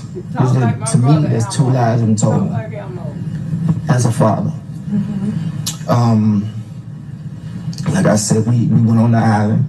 And actually a classmate of mine called me that morning as we were going out to the island with Nolan's coach. He's like 40 miles away. He calls me, hey man, I got the boat, me and my boys, we're gonna go out there and help you look. I didn't call him, he called me. And we're gonna start on this end. I said, well, we're probably gonna start on the other end. So me, my wife, Coach Bramley, and a high school classmate of mine were the only we were the first ones out there looking. Like I said, we docked the boat, got out the boat, walked on the island. She had a whole conversation with her grandmother on the island. Got back on the boat, went back around the island. I guess that would be the north side, facing the Gulf of Mexico. I get another phone call. So my phone worked fine. So this whole thing about not having phone service, I don't know. I don't know if it's the carrier or what, but ours worked fine. I think those around maybe 8 o'clock. Yeah, because we finished up around. Was it Jackson County or Jackson County Sheriff finally showed up. Yeah, a couple of boats that finally showed up. And by that time, I was like, he's not out here. I was more focused that he was at someone's house. That was that's where my hopes and feelings were. So we left. The county stayed out there. My friend, he stayed out there because he called. He's like, well, we're gonna stay out here a little bit longer. I said, okay, I appreciate it. So we leave. Then I would say maybe a couple hours later, my friend calls me back and he said, well, we're gonna give it a go, but he said, look, I can gas the boat back up, and if you want to go back out there, we can go back out there. I said, I don't want to go back out to the island. I have a feeling that he's not there, and I don't want to go back to the island. So he offered, he said, well, if you do, we can go right now. I said, don't worry about it, I appreciate you coming out there. But he said, at that time, the helicopters were out there, more Coast Guard, more people out there. So we get back on there, and as far as the keys, what was that night? Or was that that night? That was the call. Okay, let me back up. As far as getting the car back, after we gave our report to Jackson County, the sheriff department that night, we were trying to figure out who to get a report to. We had a friend in the family that located his phone. We wasn't there to get the phone, but apparently there was some kind of friction in getting his phone. We don't know what the friction was. The phone and the key were at the same location, which was Jack's house. Okay. And again, all of these kids share their locations on Snapchat. And so she was like, hey, I can go pick his phone up, not thinking that his car is there, which she stopped everything she was doing. Her and the boys, they went out. Like, we were all out searching for him that night. And yeah, like Elmore was saying, there was an issue, some type of friction. The cops ended up coming and they left. And so then kind of the same thing when we came to pick up the key. Elmore went up there asking for the key, didn't know where the key was, and all of a sudden we know where the key is. This is another thing that bothered me too. When we got to the house, it was some of his other friends were there, and they were, beating on the door like, we're Nolan there, beating on the door trying to get in the house. So I walk up to the door and I'm calming them down, because for one, okay, you're loud. Two, you're in these people's house. So if we take these people's house up, that's gonna be a whole nother issue. I don't want y'all bothering it. And three, I need you guys to calm down. I need them to kind of trust me as being the adult so I can get something out of them. So I get them out the house, and then Jax finally come down the stairs, I guess in the room. Harold messed up like he just woke up, whatever. I said, no. I said, I'm Nolan's father. His car's outside. I need to get his car and all this personal. Y'all hear that shit? He's sleeping good, but your friend missing. I couldn't sleep in that may be left over though. And he goes, oh man, Nolan was like my brother. I said, Nolan was like my brother. I said, well, if Nolan was like your brother, would you please go and get everything that he has so I can get his car, I can go home. She walks off. 2 or 3 minutes later, come back. I don't see the keys. Okay. So I leave out the house, go back outside, stand by the car. During that time, one of the guys that was in the house, one of the other friends, he was on the phone with a girl who was apparently there with them earlier that day. And she was telling him that his keys was on top of the Xbox in his room. So he goes back up to the door by himself, and we're still out by the car. And lo and behold, here comes the keys. So now to me, you lied to me 3 times. I don't believe nothing that you tell me. And this is Jax. He said they lied to him 3 goddamn times. Not 1 time, not 2 times, but he said they lied to him 3 goddamn times. That's a damn shame. This is Jax. And eventually he does give you the keys. Yeah, eventually. But there was friction getting the keys. Yes. So when you tell me my son is on left still in the island with a girl. The daddy is my classmate. Wow. Oh, that's happening in your time? We have his phone. Wow. She hasn't had time. Don't give me the keys. No, she have not. I'm gonna leave Miss Christina the goddamn long now. Just if one of my friends she would have said shit. We gonna say it. I'm gonna be cordial with you. I already said something happened to him. I already said. And I just.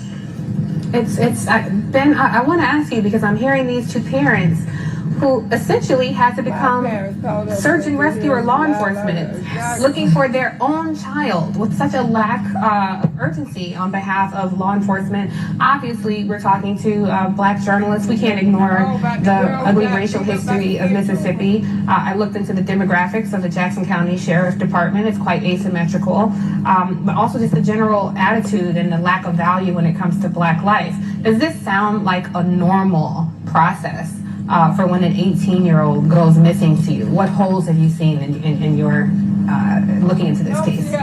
Tiffany, that was the question that Christine and Elmore had when they first called us. They wanted the truth of what happened to their 18-year-old son, Nolan Wells. And they had concerns whether they were going to get a fair and impartial investigation. And from that day to this one, it has been the same objective: to have truth, transparency, and find out what happened to Nolan. They said we want a thorough investigation, because when they found Nolan, they expressed to me that the sheriff had already said no foul play. And they was like, no, my son, he knows how to swim. Our son is a college athlete. Our son is in great shape. We don't believe that he just drowned and nobody knows nothing. Nobody saw nothing. I mean, there are about 300, 400 people on the island. And so that's what they were saying. We want to know what happened. We want truth. We want transparency. We don't want his death to be swept under the rug. Well, just so to make sure the audience and the people watching at home know, so they did declare very quickly, as you're noting, that he drowned when his body was recovered on July 6th. Mom and dad and you all know that he is a student athlete, able to swim. On July 4th on Horn Island, it was very crowded. Certainly the suggestion is someone would have seen a child in distress. There is going to be the convening of a grand jury. Now, the DA of this area, Angel Myers McElrath, is a very out loud, proud Republican. If there is a U.S. attorney appointed to this case, it will likely be a Trump appointee. I'm just curious, Ben, from you and Rev, I think we have to be very candid here. What concerns do you have about the racial animus that we are seeing so much of play in this case? Well, you are Rev, whoever. All I'll say, and then defer to Rev, you want to believe that this is a child, that everybody is going to do their level best to find out what happened, so these broken-hearted parents will know what happened to their child. In time, we've seen Christine and the family be attacked just for asking questions. What happened to my child? Trying to say, no, we want to question this part of the investigation, that part of the investigation, because day one you said no foul play, but tell me now, what are you doing to be able to get us to the truth?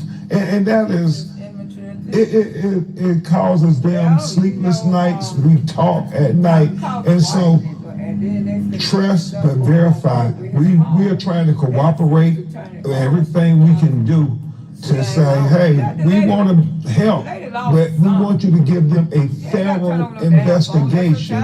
We want you to do for him what you would do for your child. Rev, I'm going to come to you in a sec, but you brought up something, Ben, about attacks. And certainly as journalists, we have a keen eye, and I have noticed that the narrative around this story has shifted to the threats that are going to the young men who was with Nolan. They've hired attorneys who previously represented Donald Trump in cases. They've gone on very MAGA-friendly podcasts.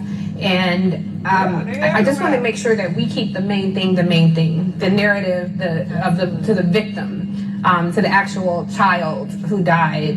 And I'm curious, Christine, if you can weigh in on what threats have you and your family experienced? So there have been a big smear campaign, just not only professionally but personally for me. And they attach your nursing license. Yes, so it started out with 1-star reviews of people saying they saw me. My office verified that these were incorrect. And then it went so much as to someone contacted the Board of Nursing, and then that opened the investigation for the professional misconduct.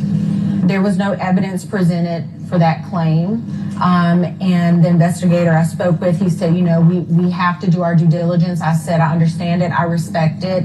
He's like, I'm sorry it's coming at this time. And I was like, no, I get it. Do what you have to do, because I know who I am. I know what kind of care I give to my patients. I know the relationship that we have. And I'm grateful that my patients, a lot of them are still trusting and loving in the care that they know they're going to get with me. And so these attacks are not going to, it's not going to break me. I have to find out. No, that's right. Don't let them break you. Did y'all hear that? She said these attacks, they're not going to break her. And thanks God that she's strong enough to handle this. That's right, Christina. Do not let these attacks break you, honey. That's what they're trying to do. They're trying to throw everything at you, but don't. God got you. God got you. Because those prayer warriors, they got you. We're praying for you and your family. We have to find out what happened to Nolan. We is gonna That find is the out only what question happened to we've ever him. asked. We've never blamed anyone. We've never tried to smear anyone. I know I heard something about the picture. That picture was sent to me because this is a picture of him on the boat with people. Yes. And what it was is they were like, the person was like, Miss Christine, the information is incorrect. This is what he was wearing. Because initially he was in black shorts, which again, that is the information I received from Warren verbally and via text. When she sent me that picture, I was like, oh, completely different color. These are like a blue-gray short. So we had to correct that. But I'm grateful. We are grateful to all of you. Thank you for keeping our son's story alive. And thank you so much, Tiffany, for having us. I think that's part of our assignment here, our responsibility. So often in newsrooms, we have to defend and define Black life and defend and define our own humanity. And so it makes a difference. The same way in other newsrooms, when you see someone and you feel like they're familiar, that so happens as they resegregate newsrooms and lay off Black journalists en masse, that goes away. So the people in this room have a keen interest in this story because they see your humanity, and that's what we center in this conversation. But it puts us in historical context for us, because as I look at Mississippi, I don't have to tell you of all people some of the immediate thoughts that surface for us here. Well, when I got the call from Ben Crump and he had the parents connected, and they told me the story. I'd not heard the story. I heard something about some in Mississippi. But when I heard the details, the thing that jarred me from a civil rights point of view, and I've been working, Ben has come National Action Network for 20-some years on a case, and then from there on and on and on. And if it's not a civil rights position, we don't get involved. When they told me that law enforcement said there is no foul play, that's a prejudgment. And I said, wait a minute. They said, the parents repeated to me, I said, they said it was this 2 days after it happened. And how do you invest? Okay, y'all listen to Al Shorten. They said right away, no foul play. Huh? Who said something happened to them anyway? See, they're guilty conscience will tell them themselves every time. And what's her name in here? Who is HRF Fat Bill say? And no one didn't even live with them. They're resident. He live a totally different place and fight that she act like somebody contact her until the proof came out basically showing. Well, Miss Christina, let Miss Christina moan over her son. The way how y'all feel about it, y'all need to lay off of her. Because I'm 100% team Miss Christine over here. You lost a child? I wouldn't want to give his phone up neither. All his damn memories in there. Yeah, all his memories. Y'all get me to 100 because like I said, this app is off. And I know ain't nobody get no notifications. Off when I came in here was off. And there's no foul play, and you don't even know what happened yet. So that's what perked my interest. So I said that we'll be involved, and we'll help to the best of our ability. Talk to them next day or two. I said, y'all come to New York, we'll have a national press conference. That's how we broke the story. The first national press conference they did at our headquarters, National Action Network. And then all of a sudden, it was all of this attack for getting involved. And they asked me to do the eulogy. I said, we'll take care of the funeral. Tyler Perry called me and said, no, I'll take care of it. So the thing that bothered me, one, it was prejudgment. Second, the parents of the guys that were with him started talking about they was going to sue us for getting involved. And sue, I don't even know the kid's name. So you can't say I defamed your son. I don't know your son's name. But I will say this on this stage, I want them to sue me first. And I tell you why. No, I'll tell you why. And National Action Network, you serve the papers, because I want to depose your son. If you sue, the plaintiffs are deposed. So rather than us depend on a Mississippi DA who already had people saying it was no foul, let's go to civil court, any kind of court you want to go to, because you can't make this make sense. And direct to your point, Tiffany, as I said in the eulogy that I did, I don't know what happened. The parents never said they knew what happened. They never said it was racial. Never. Racial. I don't know it was racist, but they don't know it wasn't racist. You don't know what happened. So why are you prejudging it unless something is there you don't want out? Second thing is, and I said this to Elmer and Kristen, I had hurt my knee. I had torn my meniscus. And when I tore it, I told Ben the truth. I did it working out one morning, but I told them I got it because I was on my knees praying too much. But anyway, when they took me to say they may have to do surgery, the first thing they said is, well, we got to get your medical history from your primary doctor. That's right. I said, okay. So I said in the eulogy that I don't know what happened, but I got your history in Mississippi. And the history tells me black boy go out with 3 white kids come back. There's a blurred story on what happened. Now y'all all hostile and all upset. Didn't have the keys, but then you had the keys. Something about this don't make sense given your history. And I'm gonna stay on this until we find out what happened. It may be nothing, but we're not gonna leave that up to chance with people that are distorted. We gonna stay on this case. And lastly, we gonna stay on it, baby. Lastly, since they want to talk about lawsuits, one of the things tying your morning together, Tiffany, they may come back, as you suggested, playing right-wing politics with this, with the local prosecutor, maybe even with the federal people.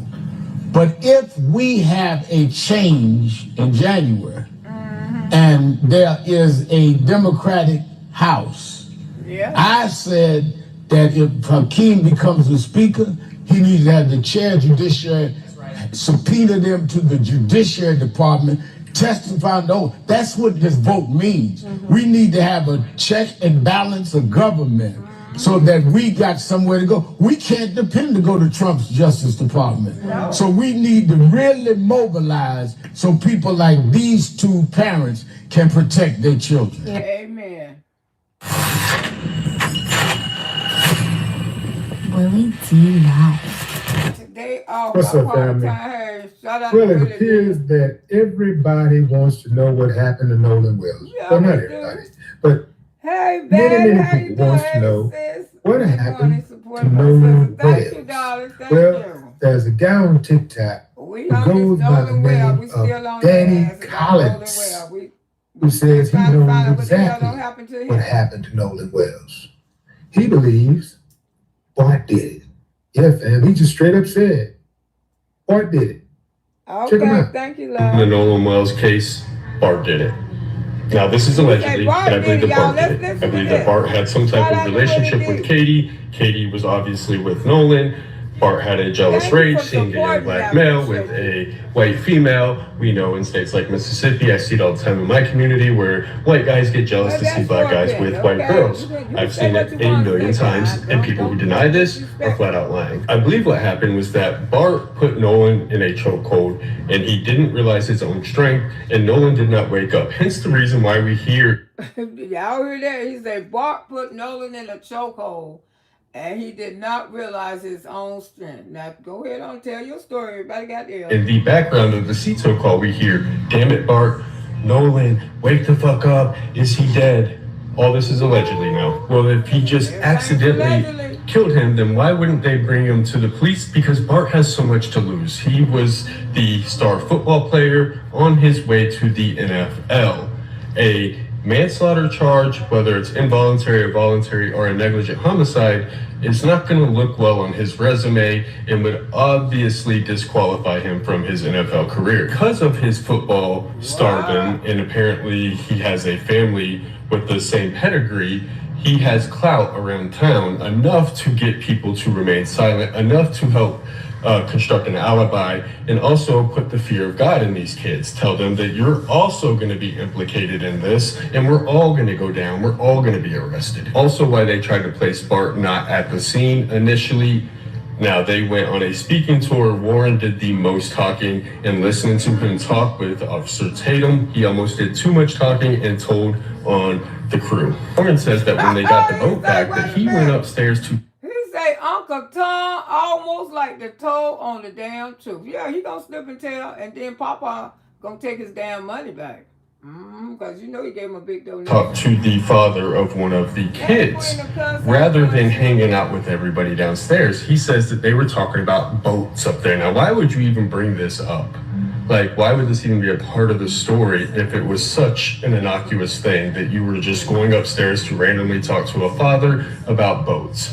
The reality is because they weren't talking about boats. They were constructing an alibi and a cover story. And when they came downstairs, it was automatically like, oh, what happened to Nolan? Where is Nolan? Has anybody seen Nolan? Let's call the Coast Guard. Why would they call CETO? Why would they call the Coast Guard? Because it creates a timeline. It creates like a paper trail of where they could have been anywhere but with Nolan. Also, why would you call the Coast Guard if you truly believe that Nolan just was behind with the girl Katie? Even if Katie had came back at that point, why wouldn't you think he's off with some other girl or doing something else? Why would you think something nefarious happened? Why? Because you had his phone and you knew that something nefarious happened. Again, this is allegedly. Let's smoke them out. What doesn't come out in the wash always comes out in the rinse. Okay. Well, y'all heard that. Well, I'm going to give my opinion. Since I'm with you today. Ain't got no problem with that. Danny, just put it on out there, man. Just, hey, man, this is what it is. This is what I think.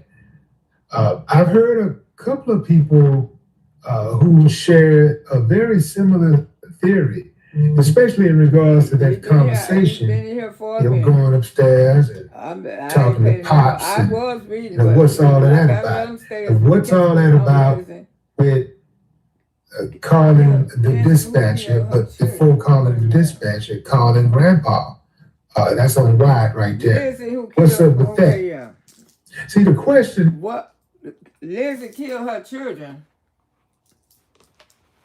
The woman who killed their children, which one now? Because they got several on who killed their children. This a new one? This a new one. I can pull it up. I can please block. Yeah, go ahead. I'll block him. Let me get him out of here. Because we threw off that story anyway. So he come in here want to say what he want to say. She is thinking people attacking her due to something her personal. Oh, well, somebody already got his ass. I tell y'all, them damn moms don't play. I let y'all have your way like Burger King, but when they come up with me, they don't play with y'all asses. They take y'all asses out.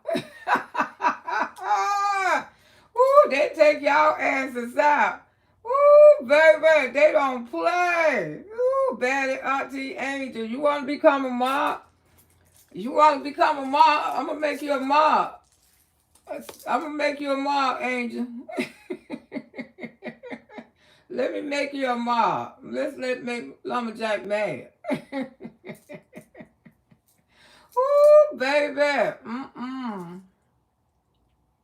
Okay.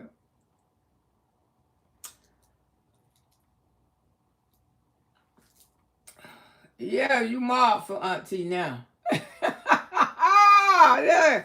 Let's make Lumberjack mad, girl. Ooh, I appreciate you. Y'all got another mob, Angel. Oh, we ain't finna play with these. I know y'all ain't. I know y'all ain't. No, I let them have their way. I be like Burger King because I don't pay them no attention. But what's been going on, Mama found under a 13-year-old daughter in bed. Now, that's not the one. Oh, we been did that one. Miss Loretta did that one. But you said the mother killed her children some days ago. What story is that?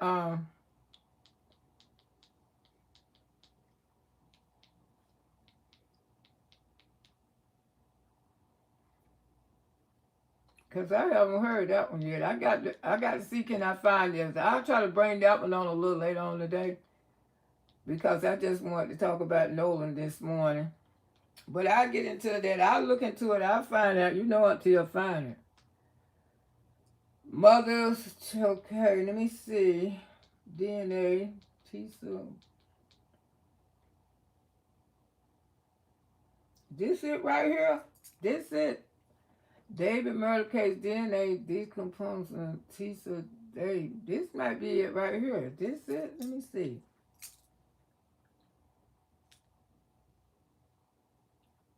So. Day of David's preliminary hearing, the man accused of murdering a 14-year-old girl. Welcome to Sidebar, presented by Law and Crime. I'm Jesse Webb. All right, not to take away from this in any way, but we have a really great sponsor that helps support what we do here, and I think you're really going to love it. Because look, we're right in the middle of the summer, right in the middle of August. It's hot outside. Nothing better than cooling down with an ice cold frozen drink, right? So now you can make them right at home with the Chefman Slush Ease Max. Okay, this machine gives you that premium frozen drink shopping. I got to look into that one, but this one right here is about this man. This thing happened 14 hours ago, whatever. Murdering a 14-year-old girl. It's so many stories. It's so many of them. And like I say, murdering their children. It's so many of them don't murder their children on here, child. That do those type of stories. Kill a mom, go smoke weed with. Kill a mom, go to smoke weed with a friend while her 2-year-old. That's the one you talking about, Sugar. Did she go smoke weed? These people are unstable. Yeah, report misinformation had given to attorneys for deep. Yeah, you know, they trying to do everything to Miss Christine and Nolan now. You know, I feel so sorry for her. But she's strong though. She ain't thinking about what they'll be say. Let's check this one out right here. Today Friday, my team, we got plenty of time. Met teen Celeste Rivas Hernandez and began engaging in a sexual relationship with her when she was just 13 years old. This is while these pedophiles gets on my damn nerves, messing with these goddamn babies. What the hell be wrong with them? 14 and 20 something. Come on now. See, you can't trust your beauty. Like my grandbaby, she's beautiful. And she's like in every place. And always some kind of predator man wanna, like when we be out and stuff, they always be looking at my grandbaby. And I be looking at them, and then one man gonna have them there telling me, oh, don't I know you? I said, you don't fucking know her. Get the fuck back. She 14 years old and you a grown ass man. She don't know no damn grown ass. Oh, I'm sorry. I said, you damn right you're sorry. These be some pedophiles. They be looking at your fine ass children. They do.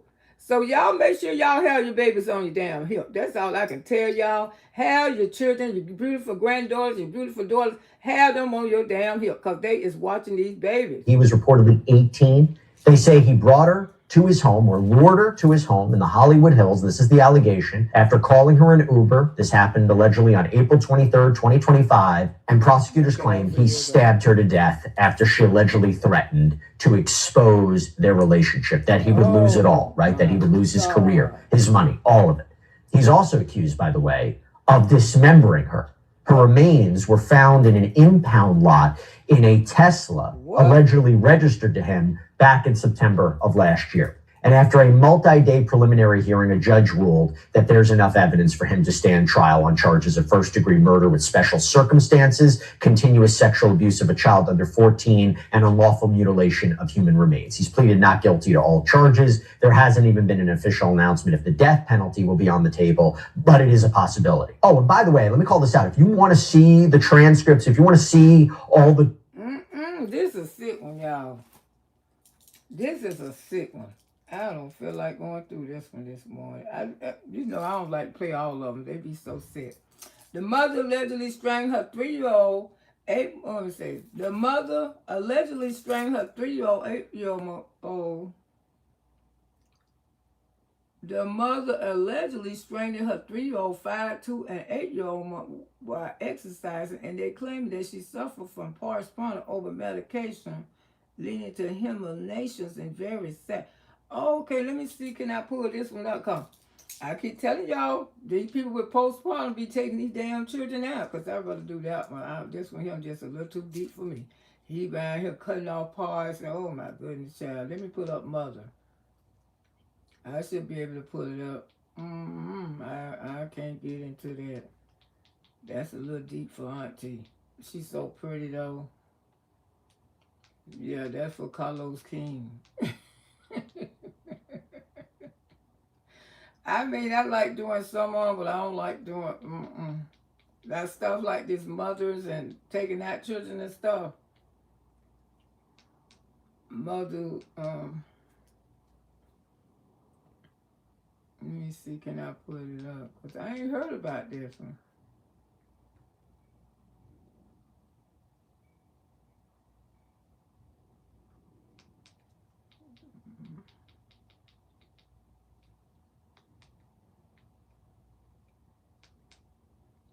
Yeah, but Nolan Wells' mother, I hope she be strong. You know, I'll just keep praying for her. Because we going to find out the truth, what happened to that young man. And we all know something ain't right. We know we ain't slow. We ain't no naive, like people. They always trying to think, especially, they're just like, they don't even give a damn about. But those black people are fighting in Mississippi, though. They marching and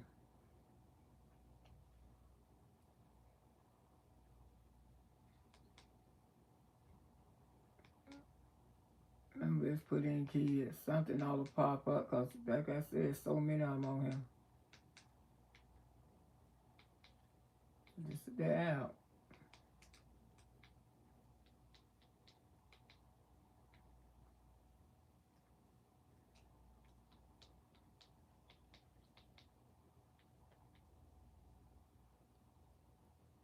Mother allegedly strained her 3-year-old to death. I know that's not it. That's 3 years ago. This just happened? Oh, it's this one. This is the one you're talking about. Oh, okay. Many of you have been requesting that I cover the case of Lindsay Clancy. Yeah, didn't you say Lindsay? Many of you have been requesting that I cover the case of Lindsay Clancy. And guys, the reason I've waited is because I've wanted to just take a moment and really collect my thoughts on this case. Some of you know why this case is very personal to me for many reasons. And I've wanted to gather the facts, the information, and just sit with it for a little bit before coming on here and sharing the case details with you and speaking so candidly about it with you. To start, a Duxbury, Massachusetts father experienced the unimaginable last week when his 3 young children were murdered in their family home, and his wife, Lindsay Clancy, was charged with strangling the 3 children. Sadness, grief, and confusion really enveloped this entire town, with many wondering how a mother could possibly kill her children. Some expressed anger amid this tragedy. Others had compassion for a mom who was dealing with, at the time, an unknown condition, according to her husband, Patrick. So today we're going to go over everything we know about this case, and I'm going to share my very personal story of when I battled postpartum depression and was encouraged to seek inpatient treatment for it too. Guys, my name is Annie Elise. This is 10 to Life. Let's jump in.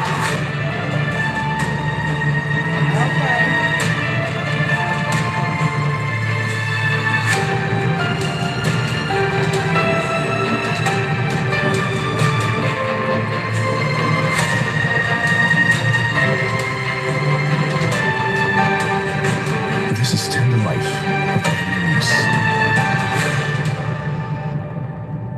Lindsay and Patrick Clancy got married in 2016 in Connecticut, and then they purchased their home at 47 Summer Street in Duxbury, Massachusetts in 2018. Over the course of their marriage, they had 3 children, a daughter, Cora, who was 5, Dawson, who is 3, and another little boy, Callan, who is just 8 months old. Lindsay is a 32-year-old woman who works as a labor and delivery. No, I was through talking about Nolan for the day. I just gonna check this out. Nurse at Massachusetts. This video, but yes, I come out here and talk about Nolan. You know, I'll be out here talking about Nolan again because we gonna stay on the case. But she wanted me to talk about this. That's all. But like I say, we'll talk about Nolan again. I mean, I'm gonna stay on their asses when it comes to Nolan. I ain't gonna start talking about Nolan, you know, because I'm fighting for him just like his family's fighting for him. That's the only way. By me having to react the channel, I can come out and speak on it, share other content creators' video, help push their videos out there. And that's what I do. But yeah, Lindsay, about this story right here, I need a break from reality sometimes, so I have to check back in. All right, sugar. Yeah, everybody need a break. Everybody should take a break from it. All right, let me see what's this about. I think I don't see Massachusetts General Hospital. Lindsay always loved and wanted children, so it was no surprise when she had children of her own. Friends of Lindsay have said that Lindsay's whole life centered around her family.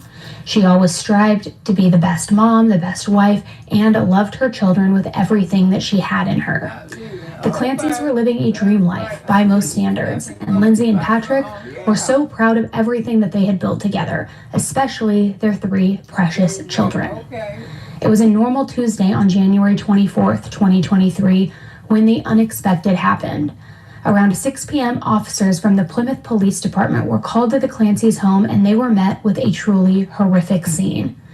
Upon their arrival, the officers discovered the 3 children upstairs and that they were unconscious with obvious signs of trauma.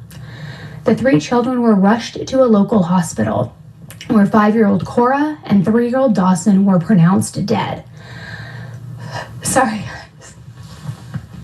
The 3rd child... She's getting emotional. I can understand, because postpartum, that's something that we all know. We see a reactor out here still got it. She's been had it for years, and y'all know that's Peach McIntyre.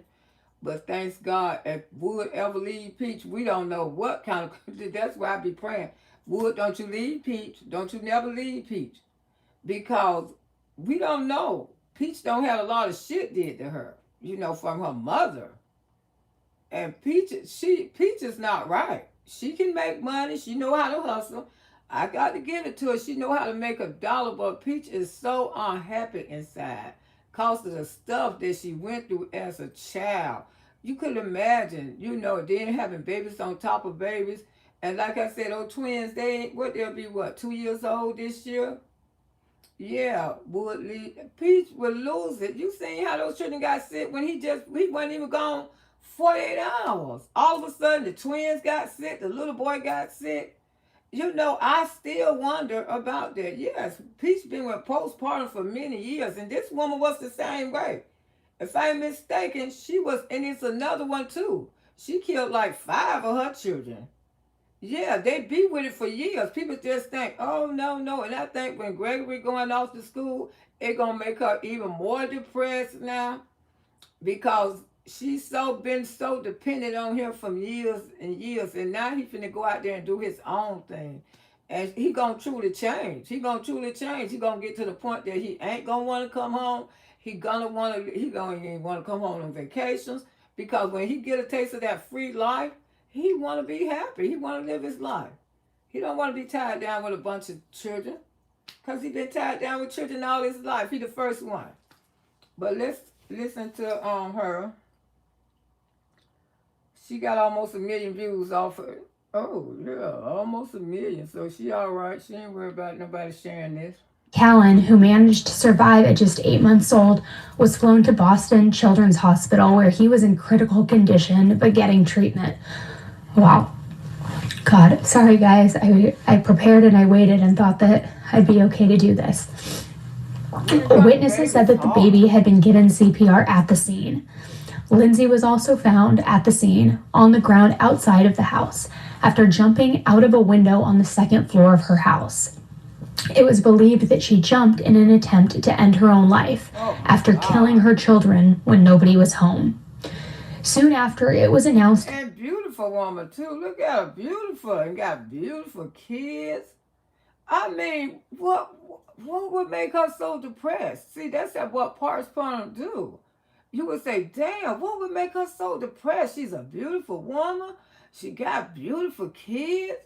I just say that, child reprobated man. That Lindsay was charged for murdering her 2 children and for severely injuring her baby son, Callan. The charges specifically were 2 counts of homicide, 3 counts of strangulation, 3 counts of assault and battery with a deadly weapon. We don't know the details about what those last 3 counts are regarding the weapon. There are some rumors, but nothing has been confirmed to my knowledge. And as I'm recording this, nothing has been confirmed. And I don't want to spread any misinformation with such a highly sensitive case.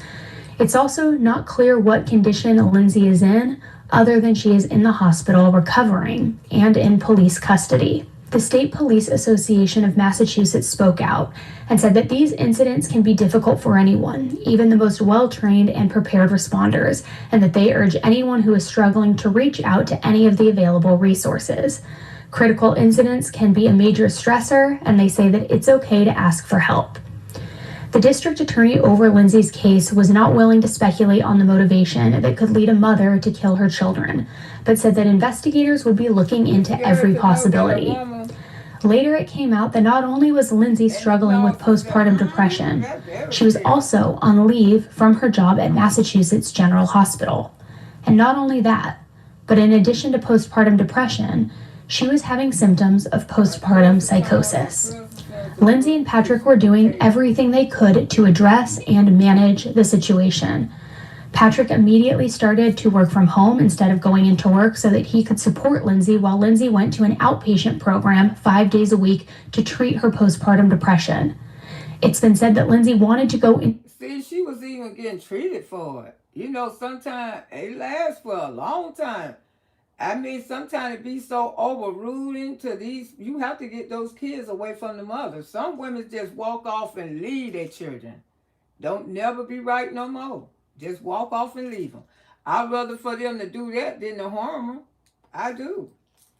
Because that comes for, look how her children, they dose steps. That comes for when you make dose steps. 1, 2, when you make your kids that close together, you definitely gonna get it. You definitely gonna get it. Prison term from the Center from Wood and Peach can take his kids to raise them. They gonna catch hell now because McKay ain't gonna be there. Demons are having no gods in her life. Peach definitely don't have God in her life. She don't. That treatment program full time, but was denied because of insurance.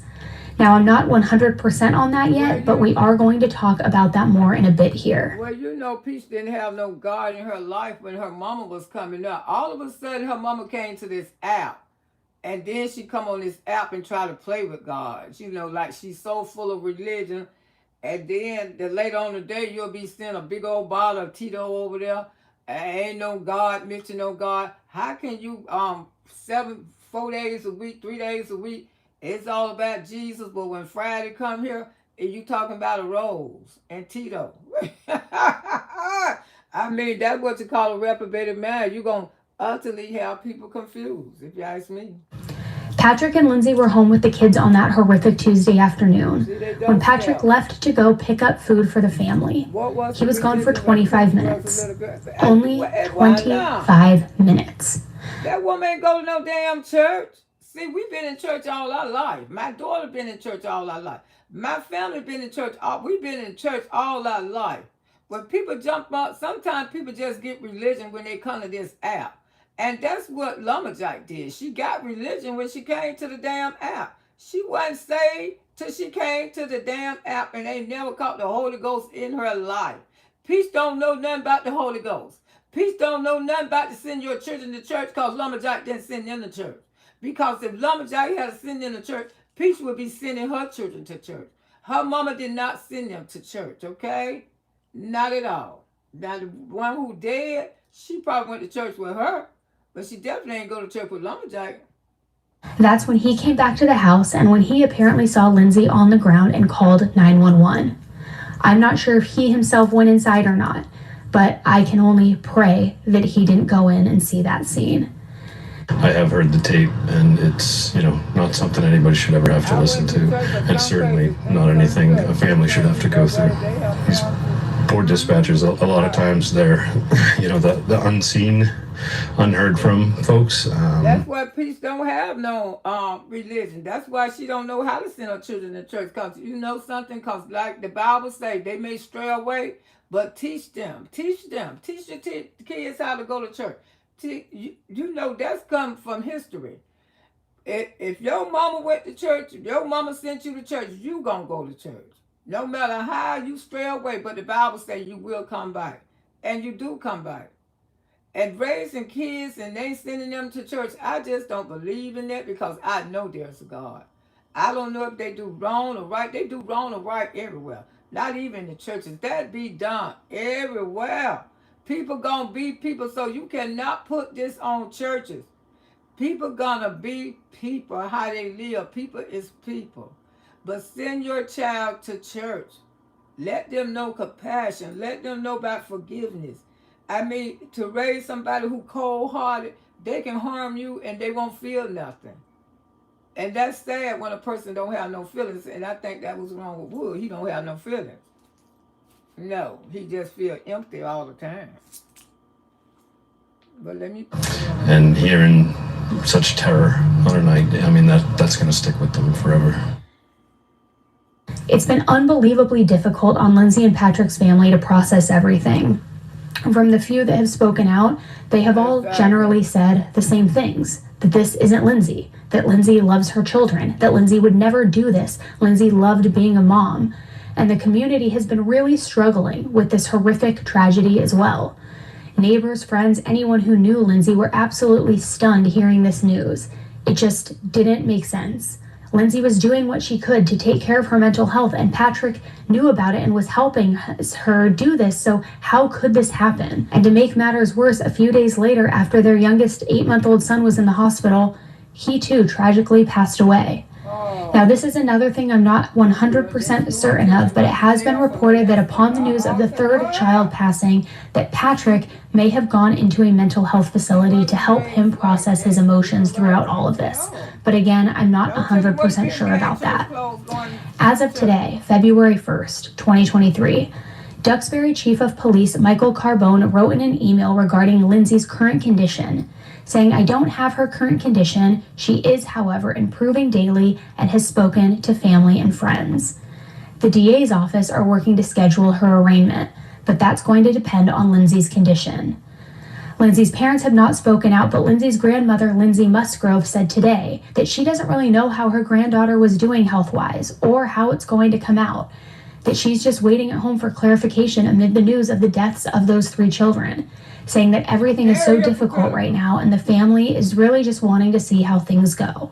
Friends of Lindsay's and women all over the world have banded together in support of Lindsay after this horrific tragedy. Those close to Lindsay have taken to social media to describe her as an extremely kind person who loved her children deeply, and to characterize her actions as being clearly driven by the serious demons of her psychosis. Now, before we go into more details of this case and some of the latest information, I want to take a minute to share with you the reality of postpartum depression and postpartum psychosis based on my personal experience. Many of you who have been following me for a couple of years might remember around 2 years ago when a friend of ours named Kara went missing. Kara was a mother of 2 who had just had her second baby and was suffering from severe postpartum psychosis. She had been admitted into an inpatient treatment facility for the thoughts that she was facing and struggling with. She was having a very hard time with her new daughter because her daughter was having some health issues and some nutrition issues that she was blaming herself for. She at one point had wanted to put this baby up for adoption because she just was not thinking, I don't even want to say clearly because that's such an understatement, it just wasn't the reality. Her reality was not reality. And so she went into this inpatient treatment center. And one day she went missing and she left behind her phone, some detailed information indicating that she had plans to take her own life. So all of us, her friends, her husband, everybody kind of went out looking for her, trying to find her to hopefully intervene before something tragic happened. Passing out flyers everywhere. I came onto YouTube, did a YouTube live trying to spread the word. Anybody who had seen her, who would know something, anybody who could put her flyer out on Facebook, everybody was searching for her because we wanted to help her. We wanted to help her realize that her reality was not the reality and, save her before something tragic happened. She was found later that night by the grace of God, and she was reunited with her husband and her children, and not a happy ending by any means because there was still a long road ahead, but at least she was with us. But sadly, and some may not know this, even if you've been following the channel, sadly, 10 months later, Kara took her own life due to the postpartum psychosis that she was suffering from.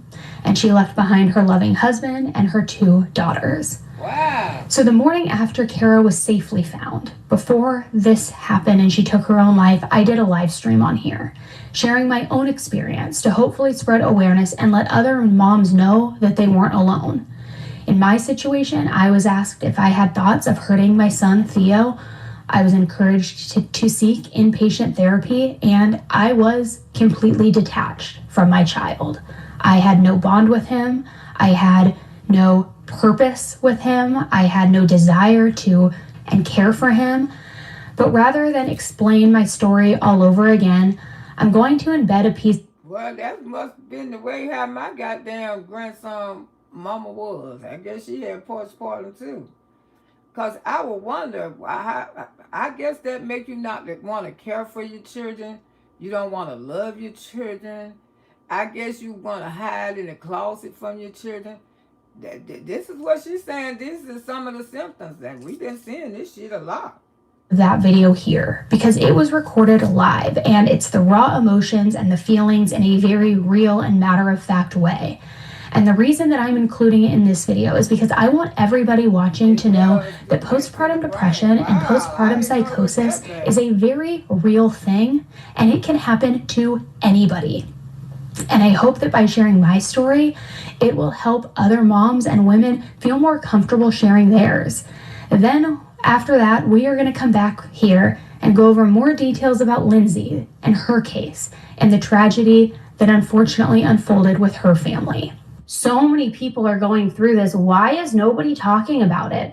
And why is there such a stigma attached to it to where you feel guilty and you feel shame for talking about it if you're experiencing it, or if you're not even experiencing it, if you're afraid that you're going to experience it when you have a child?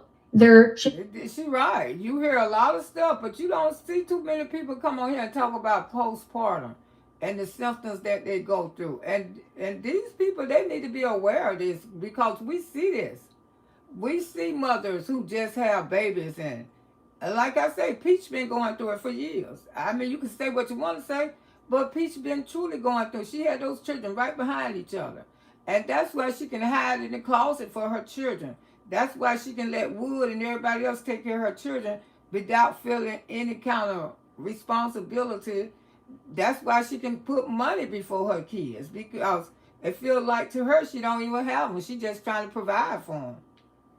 Be absolutely no guilt, no shame. I'm going to share my story, and I've talked a little bit about it in the past, just, that I had suffered from postpartum depression, but I haven't gone into much detail about it. And I'm going to give you guys a lot of the detail today because I feel like it's not going to be easy. I'm going to do my best to get through it, and it's ugly, and I'm sure there's going to be a lot of judgment out there as well with it. But you know what? I feel like if being transparent and sharing exactly what I was thinking, exactly what I was feeling, if doing that so that another new mom comes across this video or hears this story, if it somehow helps her and realizes that she's not alone and that, oh my God, I'm feeling these same things too. A lot of them need to watch, especially them over there on TikTok, how they neglect the children, make the children, man, it's a lot. I'm hopeful that it'll help. So we're gonna lay it all out today. It's ugly and it's not easy, but again, it's important that it's important to me that I be transparent with this because I just want anybody who comes across this video or is watching now to know that you're not alone and that it's a very real thing. Let me start with when we got pregnant.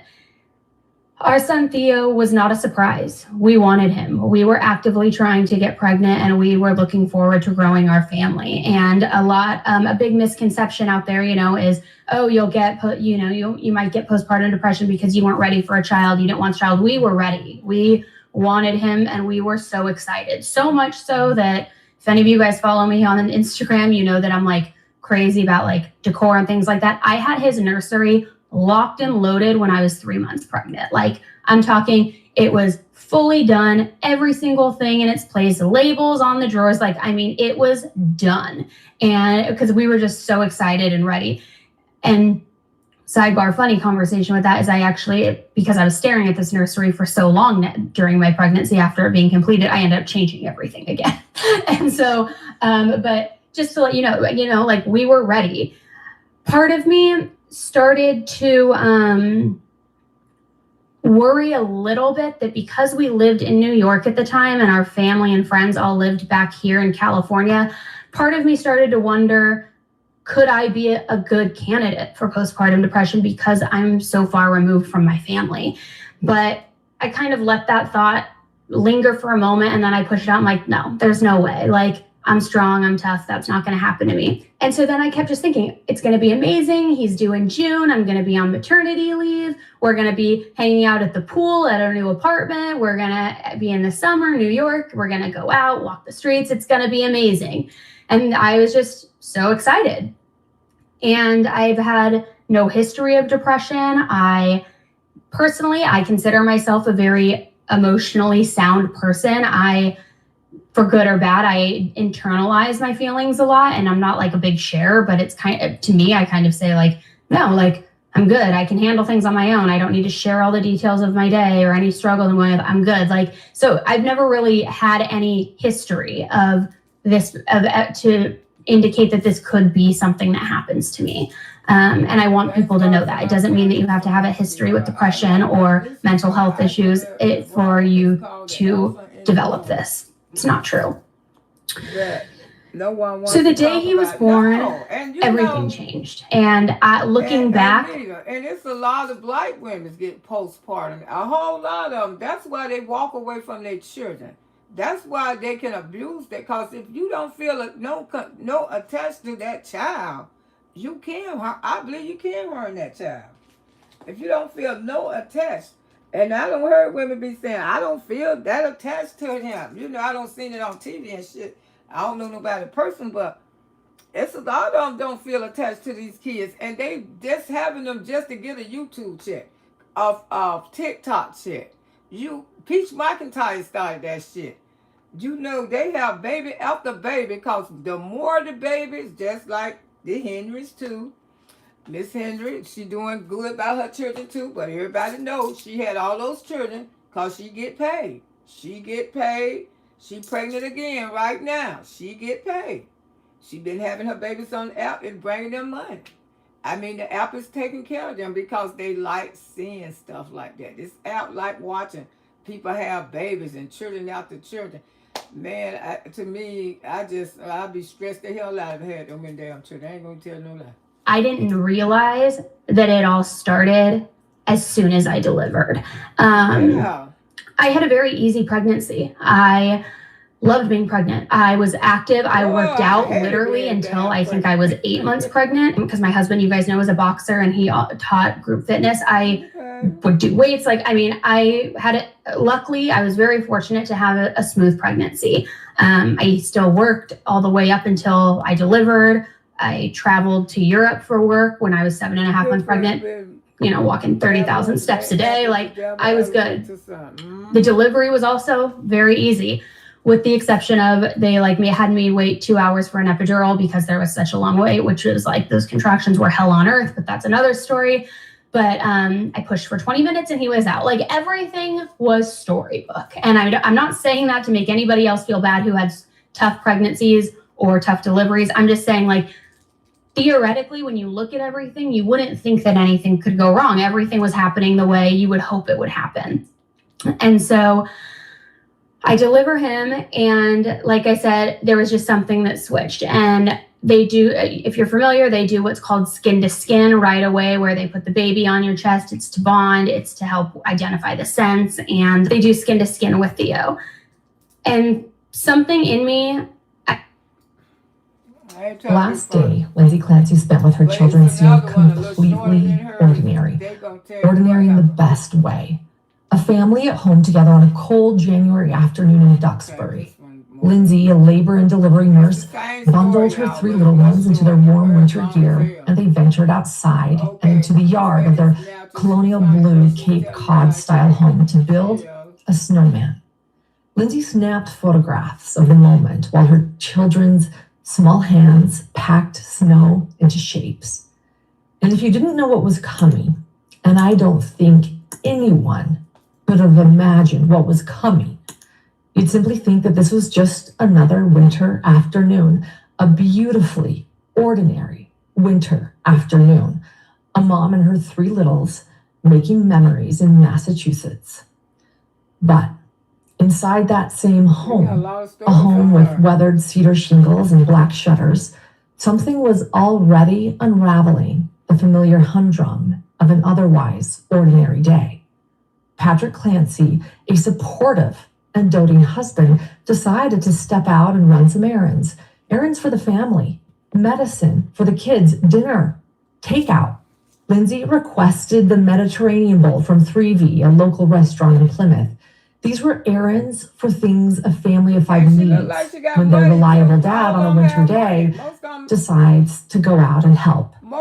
And so it was his turn to bundle up and venture out into the... Ones who have Porous Portland, they be in comfortable life. They have everything. They have a decent, that made money. Don't have to be no objects to them that do these to these kids. You know, they have everything. They just snap on their children. Cold, leaving behind a house full of the usual noises, toys, footsteps, the chaotic sounds of 3 young, thriving children. So, when he returned, it was the silence that hit him first. He knew silence was not part of their home, unless, of course, it was late at night and all 3 children were tucked and bundled in bed. It was a silence that didn't make sense. It was a silence that felt absolutely wrong. He yelled for Lindsay and the kids. Nothing. And then he saw something that escalated his concerns into sheer panic. He saw blood. With his mind racing and his fears escalating each and every second, every step, Patrick bolted upstairs yelling Lindsay's name. He ran into the bedroom and he noticed the bedroom window open. In January, in Massachusetts, open, he looked out of the window and witnessed a horrific scene. Lindsay on the ground, barely conscious. He ran to her side. Her wrists and throat had been slit. Who did this? Or had Lindsay jumped from her own bedroom window? Now frantic to get his wife help, Patrick called 911. What did you do? Patrick asked Lindsay while on the phone with 911. While unable to move, she was able to muster, in simple terms, she had done this. She had jumped. She had caused her own injuries. Patrick's mind then turned to their 3 little ones. His mind continued to spin. Where were their 3 children? Where were the kids? Was 5-year-old Cora with baby Callan? Where was 3-year-old Dawson? Were they safe? Did they go to get help? Were they hiding? Where are the kids? He asked her while on the phone with 911, his mind continuing to race, desperate for help, while the 911 operator listened and tried to give direction during an unfolding scene. In the basement, Lindsay tells Patrick. Moments later, Patrick Clancy is screaming. Screams of agony, screams of torment and shock as he enters the basement. And he finds his 3 children, his precious babies, unconscious, each obviously strangled. And in an instant, Patrick Clancy's beautifully ordinary life morphs into the very opposite. It becomes unfathomable horror, the unthinkable. It becomes overwhelming grief, torment, and unbearable heartache. This crime haunts not only the Clancy family and not only all of Duxbury, Massachusetts, but it haunts the world because this is anything but an ordinary case. It's unimaginable. Hidden True Crime's been following this case since the very beginning. Since the week Patrick discovered his children's lifeless bodies and his now paralyzed wife laying in the snow. My co-host, criminal psychologist Dr. John Mathias, has weighed in and will continue to do so in following episodes. While the brutality of this day in January of 2023 is what has made headlines, it's the question how any mother could do this that we want to understand. We want to understand why. What is hidden? I've dug deep. Just like you, I want to understand, and what I've uncovered is nothing less than shocking. It's detailed. It's so much more than any of the headlines. It's everything that you need to know about this crime and case. Stick with me for all of it. I'm Lauren Mathias, and this is Hidden True Crime.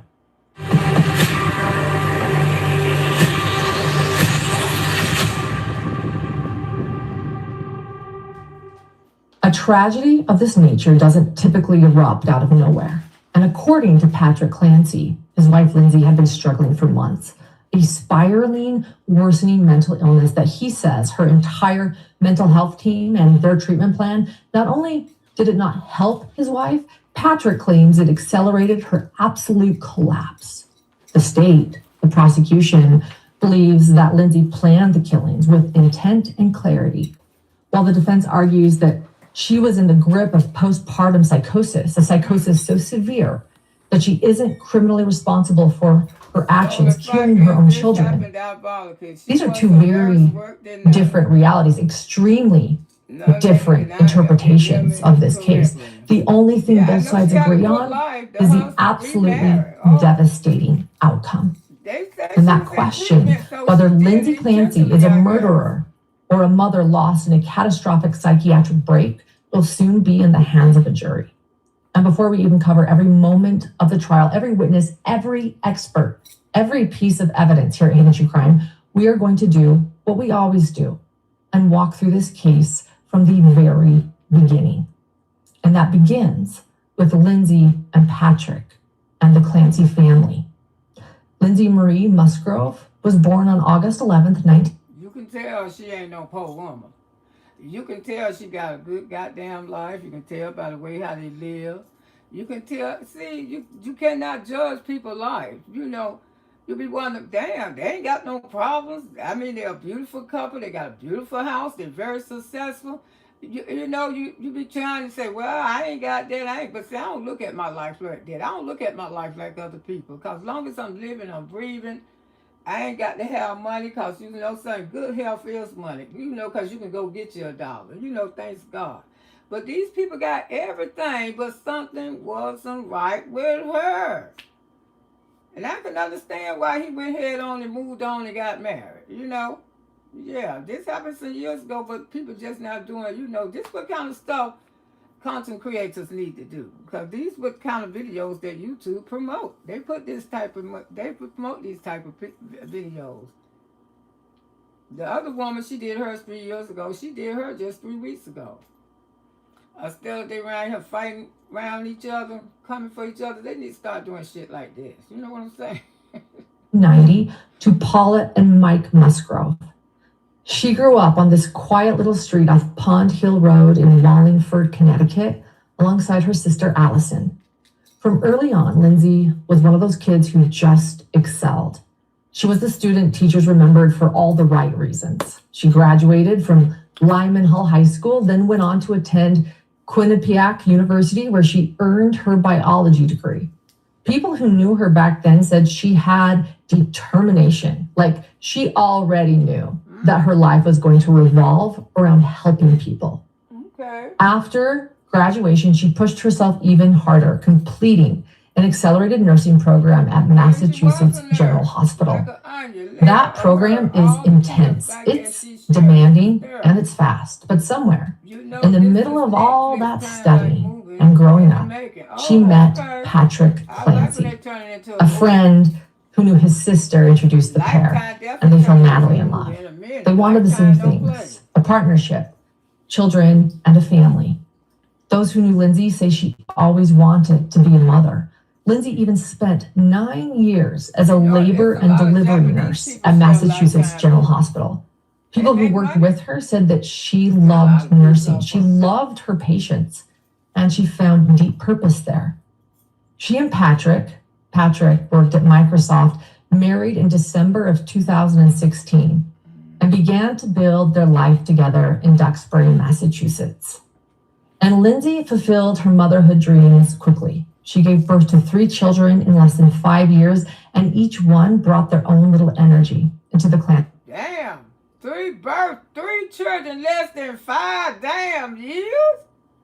No wonder she had postpartum. They weren't playing, was it? That's a lot. 3 children less than 5 years, y'all. Some of those children almost been 9 months apart. Oh my goodness, no wonder. That's stressful. That's stressful by itself. Home. Yeah. Cora Marie was born on Christmas Eve, a Christmas baby in 2017. Cora had this laugh that people still talk about. But what stood out most was her caring nature. She wasn't shy, but was described as cautious. She observed before opening up to just anyone. Cora used to say that she wanted to be a doctor and a mama when she grew up, and she practiced by giving her baby brother Callan little checkups. She loved her dolls, babies, sloths, and unicorns. She loved tea parties and lunches with her Nana and Grandpa. She knew everything there was to know about princesses, especially Sophia the First. And most of all, she loved being a big sister. And then there was Dawson, born in the fall of 2019. Dawson had these bold brown eyes that made him look like he already understood the world a little more than he should. An old soul. He was generous in a way that was very rare for a toddler, always willing to share his toys. His kindness was the thing that everyone noticed first. He loved trucks and tractors, dinosaurs, Paw Patrol, worker guys, anything that involved motion or adventure. He was mischievous, smart, and full of energy. And then came Callan in May of 2022. Damn. Callan was the easy racking them up, ain't she? Going one, the perfect third child. He was the baby who just fell into the family rhythm without missing a beat. He was constantly smiling, always bright, always happy. In fact, they called him Happy Callan. That was literally his nickname, and it suited him perfectly. People described Lindsay as a deeply dedicated mother, sometimes overly dedicated, the kind of mom who works twice as hard as everyone and rarely stops to rest. In fact, Patrick said she loved their children fiercely and never took her frustration out on them. She stayed affectionate, present, and gentle. She poured herself into motherhood with everything she had. Lindsay's mother-in-law, Susan Clancy, has also said that she loved everything about Lindsay. She called her fun, loving, doting, the kind of wife and mother who smiled all of the time. And her sister, Allison Olga, she said that Lindsay was the kind of person who cared deeply for the people she loved. She showed up. She showed up for celebrations. She wrote handwritten notes to express her appreciation and somehow always found the right words when someone needed comfort. Most of all, Lindsay was said to have consistently expressed affection for her children and for Patrick. It wasn't subtle. She loved them openly and with her whole heart. During her first pregnancy with Cora, Lindsay dealt with anxiety after having an abnormal ultrasound. It eventually resolved, but it did leave a mark on Lindsay emotionally. So after Cora was born, she had some postpartum anxiety, but she managed it. She went back to part-time work, breastfed for a year, and life settled into a rhythm once again. But things changed after her second pregnancy. One thing I think most people know who listen to our podcast is that I appreciate transparency. Whether I'm covering a trial or just simply making everyday decisions, I want to know exactly what I'm getting rather than discovering surprises later. I do wish more companies worked that way. One reason Mint Mobile stands out is that their wireless plan is refreshingly straightforward. No gimmicks, no gotchas. It's premium wireless on the T-Mobile G5 network for $15 a month, even for unlimited. You can keep your current phone, keep your phone number, choose from 3, 6, or 12-month plans, and sign up online in just a few minutes. It's simple, it's clear, it's exactly the kind of pricing, honestly, that I think more companies should offer. To get your new wireless plan for just $15 a month, head to mintmobile.com/hidden. That's mintmobile.com/hidden.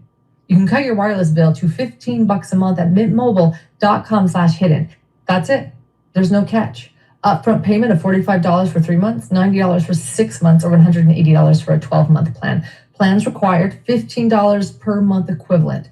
Taxes and fees are extra. Initial plan term only, greater than 50 gigabytes, may slow when network is busy. Includes up to 20 gigabyte hotspot, capable device required. Okay, let me move on.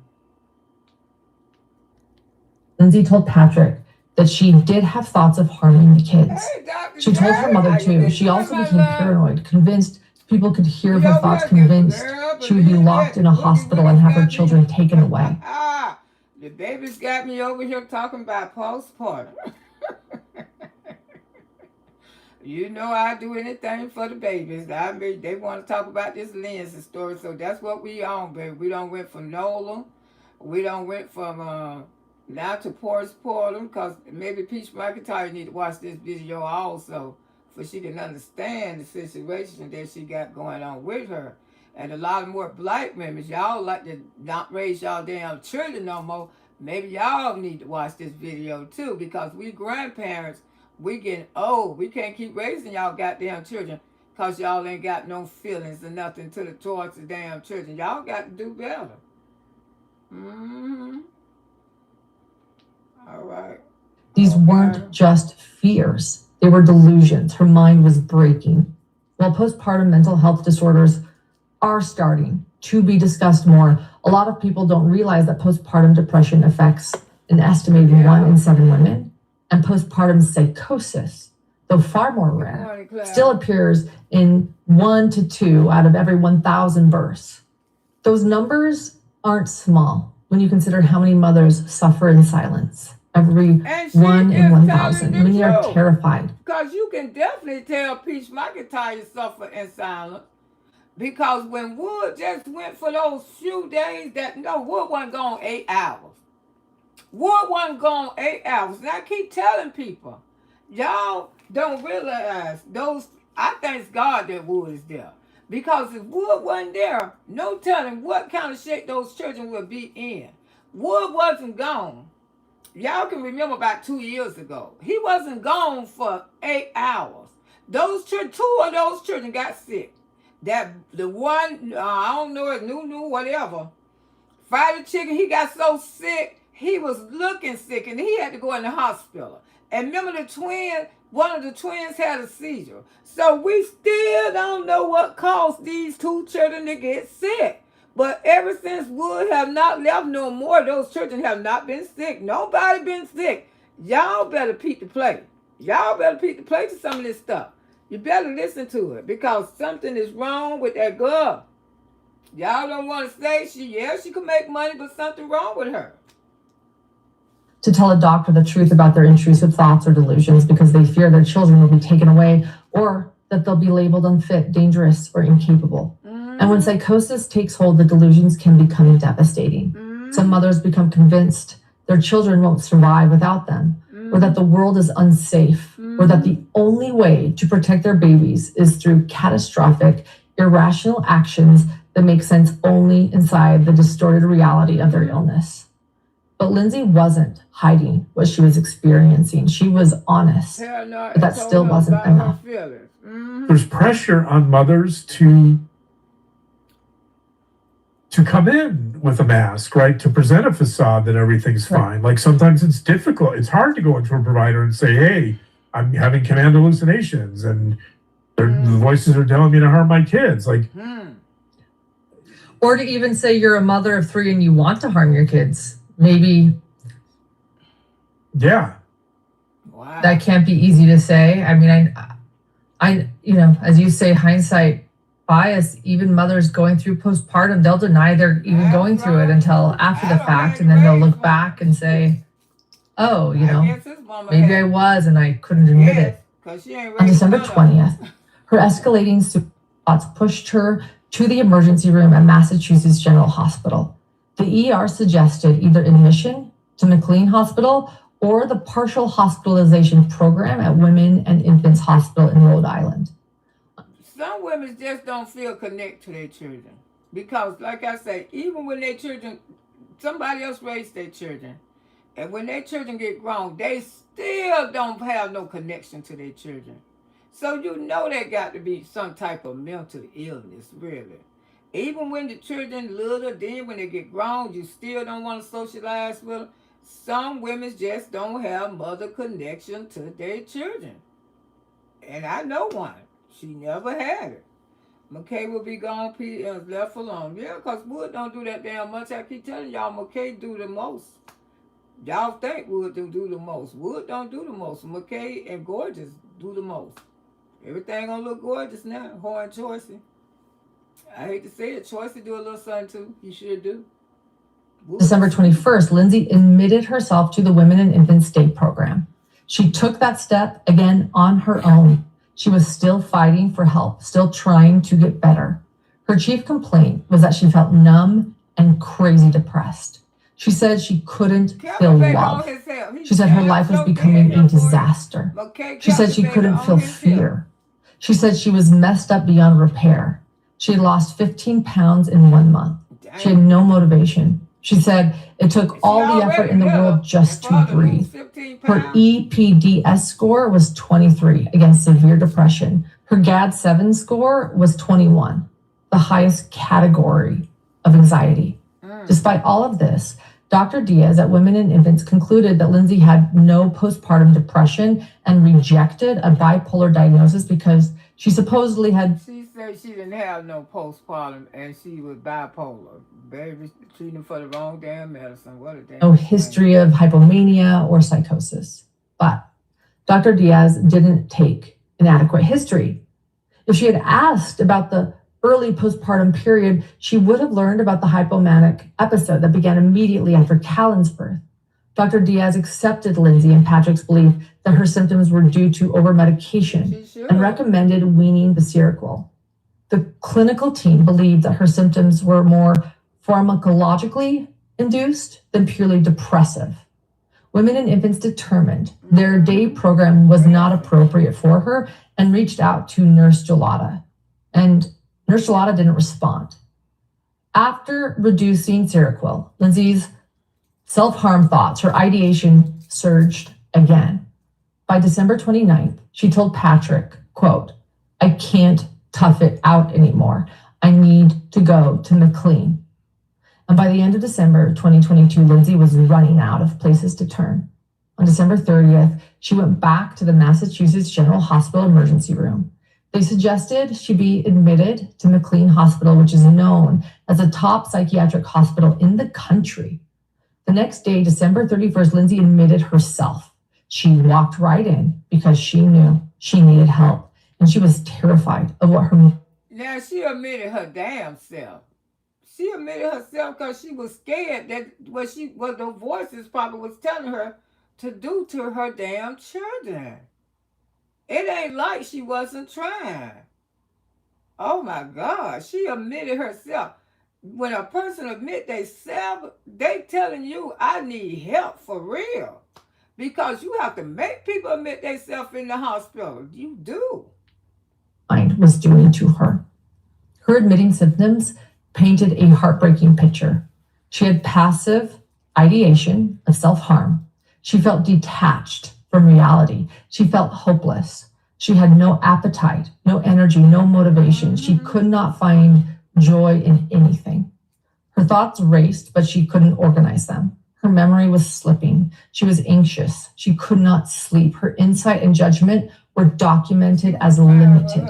She was unraveling, and Lindsay, she knew it.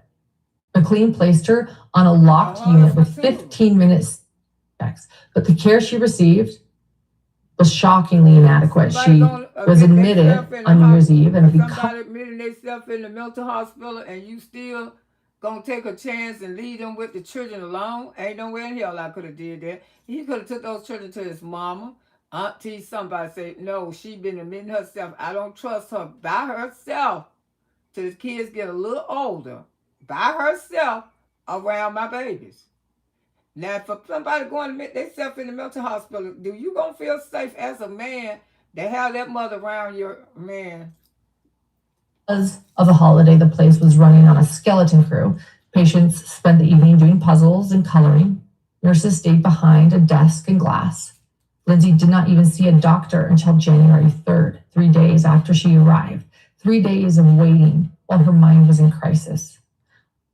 Wait a minute, wait the fuck. She sat in the mental hospital playing colors and didn't see no doctor for 3 days? What state is this? What the hell state is this? This woman, she met herself for the fun of it, so she can go sit down and color. Now, this is what she just said. The girl met herself in the hospital, and she didn't see a damn doctor for 3 days. What kind of hospital this is? This ain't no mental hospital. She finally saw a doctor on January 3rd. They told her to stop Seroquel and the benzodiazepines. They prescribed trazodone for sleep. The next day, January 4th, Lindsay asked if she could go home for Cora's birthday. Her thoughts had improved a little since stopping Seroquel, and she was approved for discharge. She was discharged on January 5th after only 5 days. 5 days in the nation's top psychiatric hospital, despite her limited insight and judgment. She was released, and she was sent right back to the same outpatient providers whose care had already not helped her. After discharge, Dr. Goodhart from McLean called her.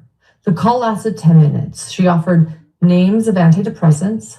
The staff suggested amitriptyline, yet another antidepressant, the same class of medication that had repeatedly caused her adverse reactions. When Lindsay left McLean, she thought to herself, it was just in the best hospital in the country, so there was not much hope. She decided she had to appear like she was okay. She told herself she had to do her best. That's what people do when the system fails them. They try to survive it. On January 6th, the day after her discharge, she returned to Dr. Tufts. Dr. Tufts diagnosed her with chronic major depressive disorder, single episode moderate. She wrote that Lindsay's condition was deteriorating and that her medication was not effective. Despite all of this, the appointment only lasted 17 minutes. At Cora's birthday party that was held on January 7th, remember she was a Christmas Eve baby, with the birthday party being held January 7th, Lindsay was not herself. She smiled, but she could not converse. She avoided talking. She couldn't make sense of what people were saying. Within a week of leaving McLean, the hallucinations came back. On January 10th, she returned to Dr. Tufts, who switched her to Valium for a benzodiazepine taper. Dr. Tufts noted that at some point they would add an antidepressant. By January 16th, Lindsay was still drowning in debilitating depression. She had to force herself to do anything. The hallucinations continued. They told her to harm the children. They told her to kill herself. They told her she would never be the same. They told her dying was the only option. To me, they failed the fuck out of her. They failed her. I hope he sued the damn hospital. I hope he sued the hospital. That woman wasn't nowhere ready to, man. She said she felt like a zombie. Dr. Tufts prescribed amitriptyline at 10 milligrams per day. On January 20th, Lindsay was so numb and so frightened by her thoughts that she researched on the computer, what is a psychopath? She wanted to know if she was one and whether there was a cure. That's how lost she felt. On January 23rd, she had another 17-minute appointment. She reported being more anxious, with her heart racing. She said her morning anxiety was worse. Dr. Tufts wrote that Lindsay's mood was flat and anxious, that she had no motivation, that she was numb, and that she had to force herself to get up and leave the house. Her sleep was poor. Her medication was not helping. Her insight was poor. Her condition was unchanged.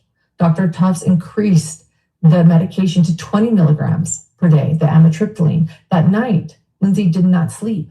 So she's putting her faith in a system that she works in.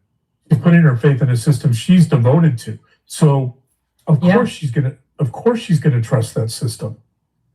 Yeah. And what happens is they overprescribe all these medications. They don't really coordinate treatment. They don't particularly refer her for therapy. I think she was in therapy for a little bit.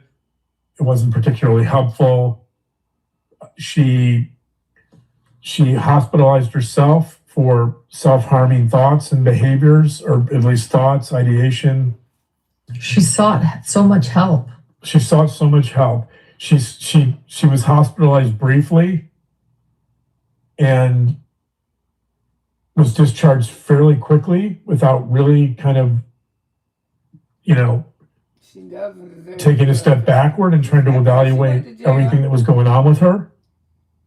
And in the end, according to her, the heart of this, or the key to this, is that they misdiagnosed her, that she really had, it wasn't postpartum depression, it was postpartum bipolar disorder. The postpartum depression with the wrong medication triggered her bipolar disorder, which became severe and escalated to the point of psychosis.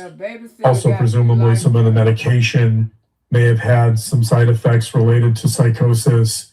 On January 24th, according to Patrick, Lindsay seemed to be having one of her better days. But according to Lindsay, she woke severely depressed and was still having thoughts of self-harm. Regardless, she still got the children breakfast. She took Cora to the pediatrician because Cora had a stomach ache. There were no reports that anything unusual happened during that appointment. Later, Lindsay went outside with the kids. They built that last snowman, and she sent a picture to Patrick and her mom. Even in the middle of her unraveling mind, she was still trying to be a mother. At 4:02 that afternoon, Lindsay made a search on her phone for children's Miralax. A few minutes later, at 4:13, she searched for a restaurant called 3V. She used maps to calculate the drive from their home to the restaurant. At 4:47, she called a local CVS pharmacy to ask whether they had children's Miralax in stock. They did not, but said they had another similar medication. Then at 4:53 p.m., she texted Patrick, "Any chance you want to do takeout from 3V? I didn't cook anything today. It's been a long day." At 5:10, Lindsay called the restaurant to place their dinner order and then texted to ask Patrick to pick up some medication from CVS. And after that, Patrick left the house. But this is where the state's version of events and the defense's version of events differ. Because according to Lindsay and her team, her hallucinations have continued all day. And the reason she looked at the map to see how long it would take for Patrick to pick up dinner is because she did not want to be alone. However, the state believes that Lindsay was sending him on various errands and trying to determine how long she'd have alone with the children in order to carry out her very sinister plan. Well, when Patrick got to the CVS at 5:33, he called Lindsay, but she did not answer. But then a minute later, Lindsay called him back. Patrick later said that she sounded calm, but maybe a little distracted, or like she was in the middle of doing something. After he picked up the medication, he drove to the restaurant, picked up their dinner, and then headed home. But what Patrick did not know was that while Lindsay was alone with the children, everything inside her changed. She later described hearing a loud, demanding, repetitive voice. She described it as explicit and terrifying. The voice said, quote, "This is your last chance. Kill the children so you can kill yourself." And then again louder, more forceful. "This is your last chance. You have to kill the kids so you can kill yourself." She said she felt a force come over her. What Lindsay allegedly experienced were command auditory hallucinations. A demanding, powerful male voice explicitly ordered her. She said that she felt an overwhelming, irresistible compulsion to comply. She entered, she says, a disassociative, dreamlike state where her physical actions felt disconnected from her conscious mind. She said her body was acting on its own, and she was just watching it happen. She said she had no choice but to follow the commands. She described it by saying, "I lost all control. My body started acting without any control on my part. I was just following commands, all action. This voice demanded act." The devil get in people. I tell people all the time, the devil get in people. Just like that little MF took my brother's life. That what he, and then he sat in the courtroom and say he don't know why he killed him. He overkilled my goddamn brother. It just goes to show you how the devil get into people all the time. People close at 3. They close early altogether. Okay. That's a quote from Lindsay. And in that disassociated state, Lindsay Let me speed it up, y'all, because I got to get up out of here. I forgot I got to go out of town. But I'll be out here tonight. I wasn't married to a monster. I was married to someone who got sick. There's no house anymore. There are no kids. All that's left is me and Lindsay. Hold on, y'all.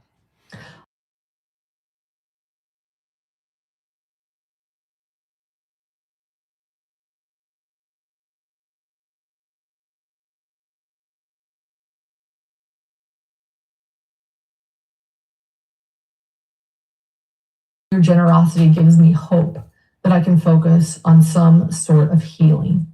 I see and appreciate every one of you. A lot of people have said they can't imagine, and they're right. There's absolutely nothing that can prepare you. The shock and pain is excruciating and relentless. I am constantly reminded of them, and with the little sleep I get, I dream about them on repeat. Any parent knows it's impossible to understand how much you will love your kids until you have them. The same goes for understanding the devastation of losing them. Cora, Dawson, and Callan were the essence of my life, and I am completely lost without them. My family was the best thing that ever happened to me. I took so much pride in being Lindsay's husband and a dad. Look at like the perfect damn family. Look at like the perfect family. I always reminded myself that each day with them was a new gift. Callan usually woke up first and would rest his head on my shoulder for a few minutes as he adjusted to morning. Dawson typically sang or spoke his thoughts out loud for a while before we could go get him. Cora was a big girl and would simply walk downstairs. I can still vividly picture her coming into the living room each morning with her hair in a mess, smile on her face. We always started our days together reading books, cuddling up on the couch, and playing with magnet tiles. I loved taking them places, whether it was scooting at Chandler Elementary, vacation skiing out on a boat, or the Duxbury Beach, one of our favorite places on earth. They gave me purpose, and I never took it for granted. There is now a massive void where that purpose once was. Why they don't stay on her ass about when Wood went there and those children, they ain't been sick no damn more. See, this type of stuff, that make me think about her children. Because if Wood hadn't came back, she was going to go there. She was going to truly go there. Y'all need to stay on her ass about that. I don't know why y'all don't. I want to share some thoughts about Lindsay. She's recently been portrayed largely by people who have never met her and never knew who the real... Well, you know, I'm just going to say Lindsay was a very sick woman. She ain't the only one around here, but see, people don't realize postpartum is just that deep. People can act like they normal. He had no idea that she was going to take those children. She had took them out to dinner. She had showed them making a snowman. Nobody thought that she was going to do some sick mess like that. And just like Wood children got sick, nobody thought those children was going to get sick until Wood walked in that damn motel room. Y'all remember that? Yeah, y'all remember that. Those children was sick. And we ain't never seen those children sick no more. And usually ain't nobody else get sick. None of the other children got sick. See, postpartum, when you see women walk around that don't want to comb their hair, they just disgusted. And you know she can get her hair done. She'll take it out just like that. She won't even leave it in long. We don't pay thousands of dollars. Wear it for about, 25 days? Thousands of dollars. Because she is in a mess. Her mind is in a mess. She had too many children, back to back. That's why, you know, and the only thing she feel like, that make her feel like she got to have this money. She got to have this money. She got to have this money. She got to have this money. But she living like from day to day. She living from app to app. She not investing her money. I mean, she get hold to a lot of money, but she not putting it out there. If YouTube shut down today or tomorrow, all these apps shut down, Peach would just be lost. She will be lost, and she truly will lose her mind because she ain't investing there. She ain't got no business. All the money she done made, millions of dollars, and you ain't got no business. You ain't got nothing going for you, not even a clothing store, not nothing. You ain't even go back to school to try to get some type of license or something to do with yourself.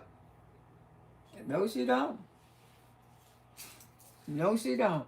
But anyway, I got to run, y'all. I got to get on off of here. And I'm going to let y'all enjoy, but I'll be out here tonight to give away some memberships. If you can get your memberships, that helps support the channel so I can keep on, and hopefully we'll be back on schedule real soon. But in the meantime, I'm trying to move and do all this too at the same time, so I will see y'all a little later on tonight for the membership, to give away these memberships. I love y'all, and don't get nothing on me. All right. Come on over. All right, baby. Come on over. Come on over. Come on, children. Come on over. Come on over. Come on over. Come on over.